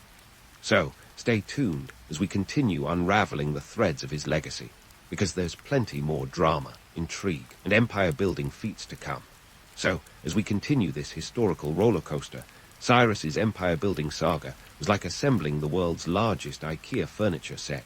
No clear instructions, a bag of mismatched screws, and the constant threat of it all collapsing if you missed a step. But soon enough, the curtain falls on Cyrus the Great, leaving us to wonder, how did his successors fare in wearing those oversized sandals of his? Enter Cambyses Roman II, Cyrus's ambitious offspring, who took over in 530 B.C. Now, Cambyses wasn't exactly the poster child for benevolent rule. If Cyrus was the charming diplomat, Cambyses was the slightly unhinged sibling who might burn down the house just to see how fast it could go up in flames. His most famous, or infamous, campaign was his conquest of Egypt in 525 B.C. Picture this. Cambyses, with dreams of pharaohhood, marching into Egypt like he's auditioning for the role of a lifetime. And he got it, at least temporarily. But Cambyses' reign was more than just a series of unfortunate events. Economically, the conquest of Egypt meant access to the Nile's bounty, a strategic jackpot for agriculture and trade. Yet, Cambyses' approach to governance was less, winning hearts and minds, and more ruling with an iron fist and a side of paranoia. It said he desecrated temples and marked sacred traditions, which, unsurprisingly, didn't win him any popularity contests. His rule was a classic case of how not to maintain a legacy. An empire is only as stable as its ruler's sanity, after all. Meanwhile, back in the heart of the empire, there was a power vacuum the size of a black hole. And just like any good vacuum, it sucked in ambitions and opportunists. Enter Darius I, the empire's next big thing. He wasn't Cyrus's direct descendant, but rather a distant cousin with a knack for military maneuvers and a vision to restore the empire's tarnished glory. If Cambyses was the wild card, Darius was the strategic mastermind, taking the throne in 522 B.C., amid a whirlwind of rebellions and chaos. Darius's rise was nothing short of a political thriller. To cement his rule, he had to quash uprisings across the empire, from Babylon to Egypt. It was as if the empire had collectively decided to play a game of, can we overthrow the new guy? But Darius wasn't having any of it. He crushed the revolts with ruthless efficiency, channeling his inner Cyrus to bring order to the chaos. It was a classic case of carrot and stick, though with Darius there was often more stick. Economically, Darius was a genius. He introduced a new currency, the Daric, stabilizing the empire's economy with a standardized monetary system that would make any modern economist nod in approval. This was the original gold standard, a move that facilitated trade and bolstered the empire's wealth. He also expanded the royal road, ensuring messages and goods flowed smoothly across the empire's vast expanse. The guy was basically the FedEx of ancient Persia, ensuring everything arrived on time, even if it was just a decree demanding more taxes.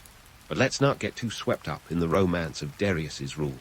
While he did restore order and bring economic prosperity, his reign wasn't all sunshine and ancient prosperity. The empire's size meant constant threats from within and without. Rebellions simmered beneath the surface, always threatening to boil over. It was like playing a game of whack-a-mole, except the stakes involved entire regions rebelling and armies marching. And then there's the myth of Darius as the benevolent ruler, which deserves a healthy dose of skepticism. Sure, he was a skilled administrator, but he wasn't above using fear and intimidation to keep his empire in line. The Behistun inscription, his propaganda masterpiece carved into a mountainside, tells of his conquests and victories in grandiose terms. But beneath the bravado lies a sobering reality.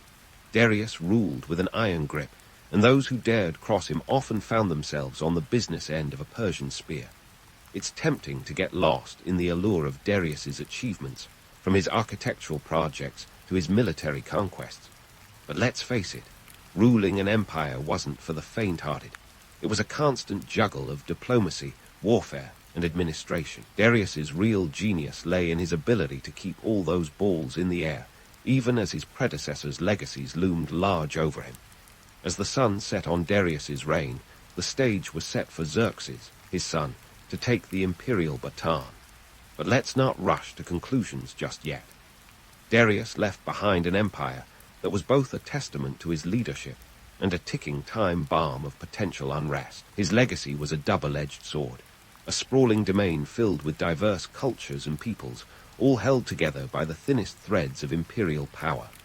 In the end, the story of Cyrus and his successors is a tale of ambition, power, and the harsh realities of empire building. They left behind a legacy that was as much about the myths they inspired as the concrete histories they forged. As we gear up for the next chapter, remember this: every great empire is built on the ambitions of its rulers, but it's sustained by the people who live within its borders. And as any student of history will tell you, those people have a way of making or breaking even the greatest of legacies. Stay tuned for more intrigue and empire-building antics as we dive deeper into the saga of the Achaemenid dynasty. While Cyrus laid the groundwork for an empire that would endure for centuries, his successors faced the Herculean task of keeping the sprawling beast from devouring itself. Like an ancient game of Jenga, each ruler had to ensure they didn't pull the wrong piece and send everything tumbling down. But what about Cyrus himself? What did he leave behind that was so influential, so history-defining, that we're still talking about him millennia later? Well, for starters, Cyrus wasn't just building an empire. He was crafting a legacy of tolerance and governance that would echo through time. Fast forward to the 18th century, and you'll find the Enlightenment thinkers swooning over Cyrus like he was the rock star of ancient rulers. Montesquieu, a French philosopher, practically wrote him a fan letter in the spirit of the laws, lauding his respect for diversity and local customs. Cyrus was like the ancient poster child for what would become modern concepts of governance, a ruler ahead of his time, whose policies spoke to the values of liberty and respect. And what about that famous cylinder of his? The Cyrus cylinder is often hailed as the first charter of human rights. Wikipedia-level knowledge, sure, but the real magic lies in its impact. In 1971, the United Nations translated it into all 6 of its official languages, essentially dubbing it the world's oldest known declaration of human rights. So, while Cyrus might not have been the cuddly figure the myths paint him as, his policies of cultural respect and political acumen have inspired leaders from Lincoln to Gandhi. He showed that power doesn't always have to be about brute force. Sometimes it's about the art of persuasion and the wisdom of inclusiveness. But let's not get too carried away with the hero worship. Cyrus was no saint, and the empire wasn't exactly a utopia. Ruling over vast territories meant a lot of making deals with a lot of local power players, some of whom probably needed a bit more than a polite nudge to fall in line. And let's not forget the reality of ancient empire building. It was often a messy, brutal business. Conquest isn't known for its soft edges, and even the most enlightened of rulers had to wield the sword now and then. So why the modern-day fascination with Cyrus? Perhaps it's because, as humans, we love a good story of triumph against the odds. We crave tales of visionary leaders who rise above their circumstances to create something enduring. Cyrus fits the bill perfectly, a figure who defies the caricature of the ancient despot, offering instead a model of leadership that still feels relevant. In a world constantly grappling with issues of governance and human rights, Cyrus's story offers a beacon of what's possible when power is coupled with a deft understanding of human nature. And let's be honest, the legend of Cyrus is just plain irresistible. Here's a guy who, according to the stories, was marked for greatness from birth, survived an assassination attempt as a baby, and grew up to topple empires with a mix of charm and military genius. It's like the plot of an epic miniseries, complete with plot twists, family drama, and enough intrigue to keep even the most Twitter-addicted millennial hooked. Yet, as we peel back the layers of myth and legend, what emerges is a picture of a man who was as pragmatic as he was visionary.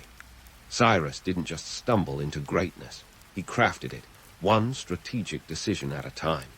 His ability to see beyond the immediate, to envision a future where diverse peoples could coexist under a single banner, is what truly set him apart. He wasn't just a product of his time. He was a shaper of it. So as we wrap up this saga of Cyrus the Great, it's worth pondering what his story tells us about our own world. In an era where leadership often seems more about bluster than benevolence, Cyrus's example is a reminder of the enduring power of empathy and understanding. His legacy is a testament to the idea that true greatness lies not in domination, but in the ability to inspire and unite. And while the myths may paint him in the soft glow of heroism, the reality is that Cyrus was a man who understood the complex tapestry of human society, and used that knowledge to craft an empire that was as resilient as it was vast. In the end, the story of Cyrus is a mirror reflecting both the best and the worst of human ambition. It's a tale of power and its pitfalls, of dreams realized and dreams deferred. And as we stand on the shoulders of history, looking back at the empires that have risen and fallen, Cyrus's legacy is a poignant reminder of the delicate balance between strength and wisdom. So, whether you're a history buff with a penchant for ancient empires, or just someone looking for a little inspiration, take a page from Cyrus's book. After all, even in the chaos of empire building, there's room for vision, compassion, and a little bit of myth-making magic. In the grand cosmic lottery of archaeological finds, the discovery of the Nark civilization was like stumbling across a Picasso in your attic. Back in 1928, a British colonial administrator named Lieutenant Colonel John Dentyoung was supervising tin mining operations in Nigeria, when, amidst the dirt and debris, his team unearthed something extraordinary. Terracotta sculptures with faces as expressive as an Oscar nominee's acceptance speech. Talk about striking gold without the metal. These accidental discoveries in northern Nigeria sent historians scrambling like contestants on a historical game show.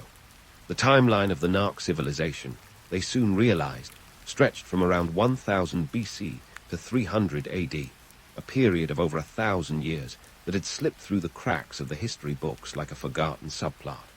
Imagine the surprise. A sophisticated, ancient culture flourishing in what we now call Nigeria, long before the advent of written records in that region. The Nark people were like the original influencers, leaving behind a legacy that would shape not just West African history, but the understanding of human development across continents. The Nark's geographical playground was the lush and rolling landscapes of northern Nigeria, a terrain that seemed to inspire as much creativity as it demanded resilience. This wasn't just any patch of earth. It was a tapestry of savannas and plateaus, a place where you had to be resourceful to survive, let alone thrive. And thrive they did, with a culture as rich and varied as the land itself. Now, let's talk about these terracotta sculptures. the Narc's version of a viral TikTok dance, capturing attention across centuries. These aren't your run-of-the-mill garden gnomes. They are intricate, larger-than-life figures, some standing as tall as 5 feet, with piercing eyes, elaborate hairstyles, and expressions ranging from serene to downright sassy. These figures are the selfies of an ancient age. The detail is staggering, revealing a society that valued artistry and perhaps had a penchant for the dramatic. Why do these sculptures matter beyond their aesthetic appeal? Well, they're like the Narc civilization's Instagram feed, offering snapshots of a culture that didn't leave behind written records. Through these figures, we get glimpses of the Narc social structure, fashion sense, and even their worldview. And while we're at it, let's debunk a myth. These weren't just decorative pieces or idle hobby projects. The craftsmanship suggests a deep cultural significance, perhaps religious, maybe political, or possibly a bit of both. They might have been the original influencers in their community, setting trends with each stroke of clay. The discovery of these artifacts forced historians to rewrite parts of Africa's story, acknowledging a level of sophistication that rivaled contemporary civilizations. It's a narrative twist that challenges outdated notions, painting a picture of a vibrant society that was anything but primitive. This isn't just about filling gaps in history. It's about recognizing the Narc as key players on the stage of ancient civilization, whose impact is still felt today. While we're on the subject of myths, let's address another. The Narc weren't some isolated society lost to time like Atlantis. They were part of a thriving trade network, their influence spreading across regions like a juicy bit of gossip. Their location was strategic, and their cultural and technological innovations influenced neighboring societies, embedding their legacy even deeper into the fabric of African history. So, as historians pieced together the story of the Narc, they weren't just uncovering artifacts, they were discovering a cultural goldmine. The terracotta figures, once buried under layers of earth, have become symbols of a civilization that was as complex as it was influential. They remind us that history isn't always written in books. Sometimes it's sculpted from clay, waiting for the right moment to reveal its secrets. In the Narc, we find a testament to human creativity and resilience, a society that continues to inspire and intrigue long after the last kiln has cooled. Now, if you thought the Narc were just about art, think again. These guys weren't just sculpting clay, they were shaping their destiny with iron. Picture an ancient civilization wielding technology like a smartphone in a world of rotary phones. Long before many others, the Narc had cracked the code of iron smelting, putting them miles ahead of their contemporaries, who were still stuck in the Bronze Age like it was the Middle Ages. Let's set the scene. It's around 500 BC in the verdant landscapes of northern Nigeria. While some folks are still figuring out how to make bronze swords, the Narc are busy smelting iron, and not just for the fun of it. This wasn't some flash-in-the-pan hobby. It was a game-changer. Iron tools meant more efficient farming, transforming the Narc from survivalists into agricultural powerhouses. Imagine trying to plow a field with a wooden stick versus a shiny iron hoe. The difference is as stark as night and day, or like comparing a horse and buggy to a Tesla. This leap in technology wasn't just about bragging rights. It had practical implications that rippled through Narc society. Better farming tools meant more food, which meant more people could be supported, and more people meant a bustling society with the means to focus on things beyond mere survival. This technological wizardry allowed the Narc to sustain larger communities, which in turn bolstered their socio-economic structure. It was a classic case of build it, and they will come, except with iron instead of cornfields. The archaeological evidence backing this iron revolution is as solid as, well, an iron anvil. Excavations have unearthed remnants of ancient furnaces and iron implements that date back to around 600 BC, found at places like Taruga, a key Narc archaeological site. These finds are the smoking guns, or in this case, the smoking kilns, proving that the Narc were smelting iron long before it was cool. This wasn't just a local phenomenon either. Their iron tools were traded far and wide, spreading their influence like dandelion seeds on a summer breeze. Of course, with every technological leap comes a socio-economic ripple effect. The Narc didn't just hoard their iron secrets like a dragon with gold. They were savvy traders, using their advanced technology to barter and build alliances. Imagine a bustling market scene with Narc traders haggling over iron tools, each transaction strengthening their economic foothold in the region. This trade network wasn't some small-town affair. It was a sprawling web that extended across West Africa, connecting the Narc to distant lands and cultures, like a proto-version of LinkedIn, but with actual iron instead of virtual connections. But let's not romanticize this too much. While the idea of a vibrant Narc market sounds like something out of an epic tale, the reality was likely much grittier. Trade in ancient times wasn't all smiles and handshakes. It involved hard bargaining, long journeys through unforgiving landscapes, and the constant threat of bandits. This was the Narc's reality, a blend of opportunity and risk, innovation and danger. Yet it was this very dance with adversity that made their achievements all the more remarkable. Now, let's debunk a common myth, the idea that the Narc were some isolated genius inventors working in splendid solitude. In reality, their technological prowess was likely a product of interaction, not isolation. They exchanged ideas and innovations with neighboring societies, creating a melting pot of technological and cultural exchange. This wasn't a monologue of progress. It was a symphony of shared knowledge, each note contributing to a larger, harmonious whole. In this context, the Narc's mastery of iron smelting wasn't just a one-off achievement. It was a cornerstone of their civilization, an innovation that fueled their growth and cemented their place in history. So, when we talk about the Narc, we're not just talking about an ancient society. We're talking about a civilization that pushed the boundaries of what was possible, setting the stage for future advancements. They were pioneers in every sense of the word, forging a path that others would follow, even if they didn't know it at the time. The archaeological finds at sites like Taruga offer a window into this aspect of Narc life, each artifact a testament to their technological savvy. These aren't just old tools. They're the building blocks of a society that was as dynamic as it was durable. And while the Narc's story is far from complete, each new discovery adds another piece to the puzzle, painting a picture of a civilization that was anything but primitive. So, as we delve deeper into the Narc's Iron Age, let's remember, this isn't just about digging up relics from the past. It's about uncovering the story of people who dared to dream bigger, who turned the raw materials of their world into tools of change. They didn't just survive, they thrived, leaving behind a legacy as enduring as the iron they forged. And as we continue to unravel their story, one thing is clear. The Narc were more than just ancient artisans. They were innovators, trailblazers, and architects of their own destiny. Stay tuned, because there's more to this tale than meets the eye. So, as we peel back the layers of Narc history, we come face to face with the tantalizing enigma of their social structure. Let's be honest, trying to decipher the organization of an ancient society without so much as a sharping list to guide us is like piecing together a jigsaw puzzle underwater. But that's where the Narc's terracotta masterpieces come in, offering clues like breadcrumbs leading us through the forest of history. These sculptures aren't just eye candy. They're the Narc's social media posts, hinting at a complex social hierarchy. The figures showcase a dazzling array of hairstyles and accessories, ranging from simple headbands to intricate headdresses that would make even a royal wedding look understated. It's tempting to speculate that these differences in adornment point to distinct social classes or roles within Narc society. Perhaps those with the more elaborate hairstyles were the ancient equivalents of influencers, or, dare I say, royalty. Now, let's speculate intelligently, not wildly.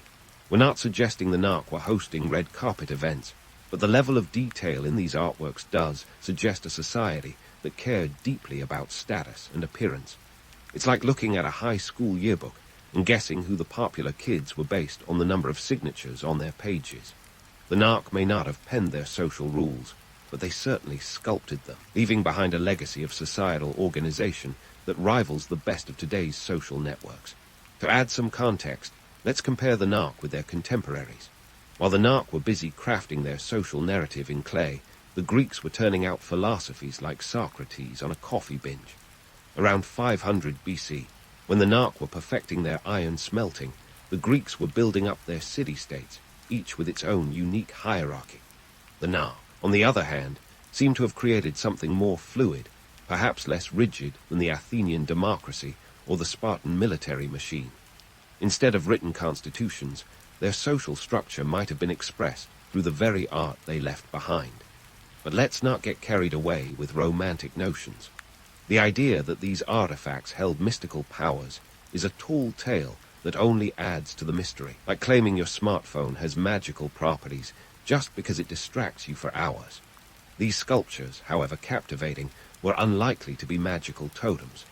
Archaeological evidence suggests they were more likely used in rituals or as grave markers, indicating reverence, not magic.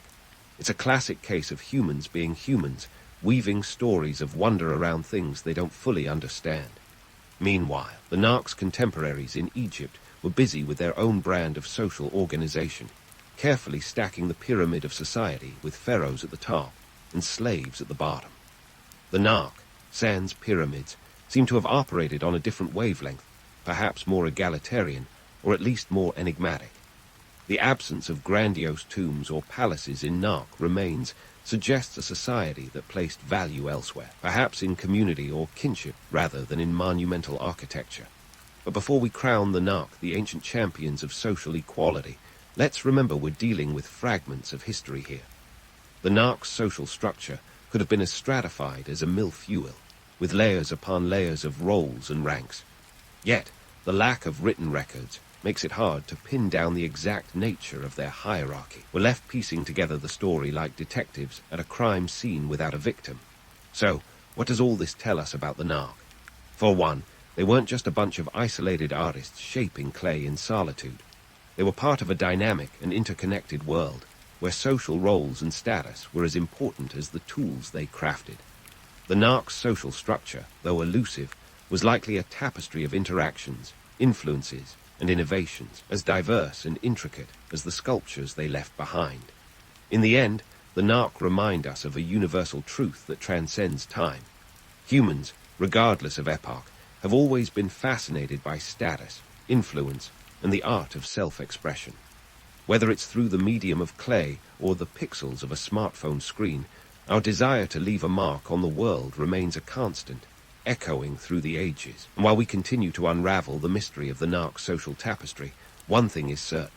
Their story is far from over, and the next chapter awaits just beyond the horizon. Stay tuned, because the Nark saga is just warming up. And just when you thought the Nark story was all clay sculptures and iron smelting, we dive headfirst into the murky waters of their decline.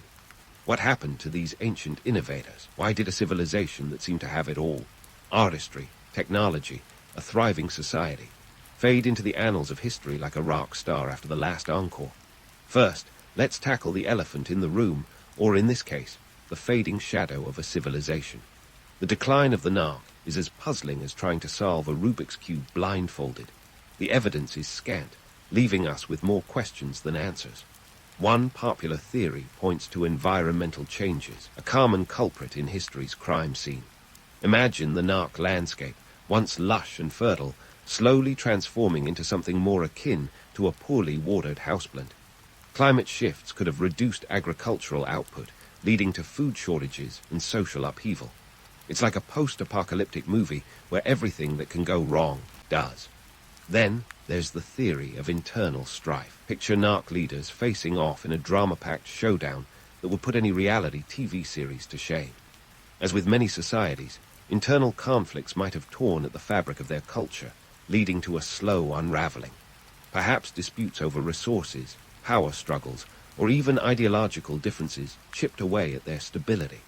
Without written records, we're left to piece together these possibilities like historians on a scavenger hunt, minus the map. Of course, we can't ignore the potential for external pressures. Neighboring societies might have seen the Nark's prosperity and thought, why not us? Envy is as old as time, and rival factions could have chipped away at the Nark's territory like termites on a wooden house. External incursions, whether through warfare or trade competition, might have destabilized the Nark, pushing them towards the proverbial exit. As we sift through the possibilities, we must acknowledge the appeal of the lost civilization trope. The idea of a society disappearing without a trace is a romantic notion, one that feeds our fascination with mystery. But let's be real. The Nark didn't just vanish into thin air like a magician's trick. They likely merged with or were absorbed by neighboring cultures. their legacy continuing in subtle, pervasive ways. This isn't Atlantis sinking beneath the waves. It's a more nuanced transition, a blending rather than a disappearance. Despite the decline, the Nark left an indelible mark on West African history. Their artistic and technological legacies influenced subsequent societies in the region. Take the Yoruba, for instance, whose own artistic traditions echo the Nark's, with intricate terracotta and bronze works that would make any art historian swoon. The continuity of style and technique suggests a cultural dialogue spanning generations, a baton passed from one society to the next. It's a reminder that even as civilizations transform, their influence lingers like a haunting melody. Economically, the Nark laid the groundwork for future trade networks. Their expertise in iron smelting and trade practices set the stage for the flourishing of West African commerce. Think of them as the original entrepreneurs, establishing a business model that others would follow and adapt. Their trade routes evolved, connecting diverse cultures and fostering an exchange of goods, ideas, and technologies. In this way, the Nark's impact was less like a flash in the pan and more like a slow-burning fire, warming the hearth of West African development. In examining this complex tapestry, let's debunk the myth of the Nark's abrupt disappearance. The reality is messier, more akin to a slow fade-out than a dramatic curtain drop. Their decline was not the end of a chapter, but a transition into something new. The Nark's story is a testament to the resilience of culture, the way it can adapt and survive even as the structures that support it shift and change. So, as we ponder the Nark's eventual decline, we're reminded that history is often less about clear-cut endings and more about ongoing transformations. It's a dance of continuity and change, where each step influences the next. While the Nark may not have left behind grand monuments or written records, their legacy endures in the cultural DNA of West Africa. In unraveling the Nark's story, we're not just digging into the past, we're uncovering the threads that connect us to it. The Nark remind us that even the most sophisticated societies can face challenges that reshape their destiny. They teach us about the fragility and resilience of human achievement, the delicate balance between innovation and sustainability. As we continue to explore the intricacies of the Nark civilization, one thing is clear: their story is far from over. It's a narrative still unfolding, one that invites us to question, to learn, and to marvel at the complexity of human history. And just like that, we find ourselves poised on the edge of discovery, ready to delve deeper into the mysteries of the past, with the Nark as our guides. Stay tuned, because this historical ride is just getting started. So here we are, standing at the crossroads of ancient history and modern identity, with the Nark civilization as our guide. As we wrap up this historical deep dive, let's take a moment to reflect on the Nark's legacy in today's world, particularly in the vibrant, ever-evolving tapestry of Nigerian culture. First things first, the Nark didn't just leave behind a trail of remarkable sculptures and iron tools. They left a cultural footprint that's as prominent as a celebrity's handprint in Hollywood. Fast forward to modern Nigeria, and you'll find echoes of the Nark in the artistic and cultural expressions that define the nation. The terracotta artistry that once adorned the Nark landscape finds resonance in the works of contemporary Nigerian artists, who continue to push the boundaries of creativity much like their ancient predecessors. It's as if the spirit of the Nark's artistic innovation still whispers through the clay, inspiring new generations to create, innovate, and express. Take Nigerian sculptor Ben Nwanwu, for example, whose art bridges the gap between traditional African styles and Western modernism. His work, much like the Nark's ancient masterpieces, challenges perceptions and celebrates cultural identity. It's a reminder that art is not just a reflection of society, but a dialogue across time, where the past informs the present in a continuous loop of inspiration. The Nark's artistic legacy is not just confined to museums. It's alive in the bustling art scenes of Lagos and beyond, where creativity is as vibrant as the city's traffic jams. But let's not get too lost in the romance of art. The Nark's legacy extends beyond aesthetics. Their mastery of iron smelting laid the groundwork for technological advancements that propelled West Africa into the future. This isn't some footnote in history. It's a pivotal moment that shaped the region's economic landscape. Picture this. Without the Nark's iron innovations, Future societies might have been left in the proverbial Stone Age, trading flint instead of forging ahead with iron tools. The Nark were the original tech disruptors, setting the stage for a legacy of innovation and resilience that continues to influence the region's economic development. And speaking of influence, let's talk about the Nark's place in the broader tapestry of human history. While their story is often overshadowed by the more famous civilizations of Egypt and Greece, the Nark remind us that history is not just a tale of the victors, but a rich mosaic of diverse cultures and societies. Their contributions to art, technology, and social organization are as significant as those of their more widely recognized contemporaries. It's a classic case of the underdog story, where the Nark stand as a testament to the idea that greatness can arise from unexpected places. The global significance of the Nark's artistry and technology can't be overstated. Their terracotta sculptures have found their way into prestigious collections and exhibitions around the world, serving as ambassadors of West African heritage. These artworks are not just historical artifacts, they're cultural touchstones that challenge and enrich our understanding of human creativity. The Nark's legacy reminds us that art has the power to transcend time and space, connecting people across continents and centuries in a shared appreciation for beauty and expression. Now, let's address the irony of it all. Here we have a civilization that was advanced in so many ways, yet disappeared from historical records with the quiet finality of a dropped mic. It's a humbling reminder of the fragility of human achievement, the idea that even the most sophisticated societies can slip through the cracks of history. But perhaps that's what makes the Nark story so fascinating. Their disappearance is not a tale of failure, but a narrative of transformation, where their legacy continues to evolve and inspire. The Nark's journey from ancient innovators to symbols of resilience and innovation is a powerful reminder of the enduring nature of human creativity. Their story bridges the ancient past with the present, offering insights into the complexities of cultural identity and the interconnectedness of human history. As we look to the future, the Nark challenge us to embrace innovation, celebrate diversity, and recognize the value of our shared heritage. So, as we conclude this exploration of the Nark civilization, let's carry their legacy forward with us. Let's celebrate their contributions, acknowledge their influence, and continue to learn from their story. Because in the end, the Nark remind us that history is not just about the past. It's about the ongoing journey of discovery, where every chapter offers new insights and possibilities. And with that, dear listeners, we've reached the end of our historical ride. Thank you for joining me on this journey through the world of the Nark. Remember, the past is never really gone. It's just a stepping stone to the future. Until next time, keep exploring, keep questioning, and most importantly, keep finding the extraordinary in the everyday.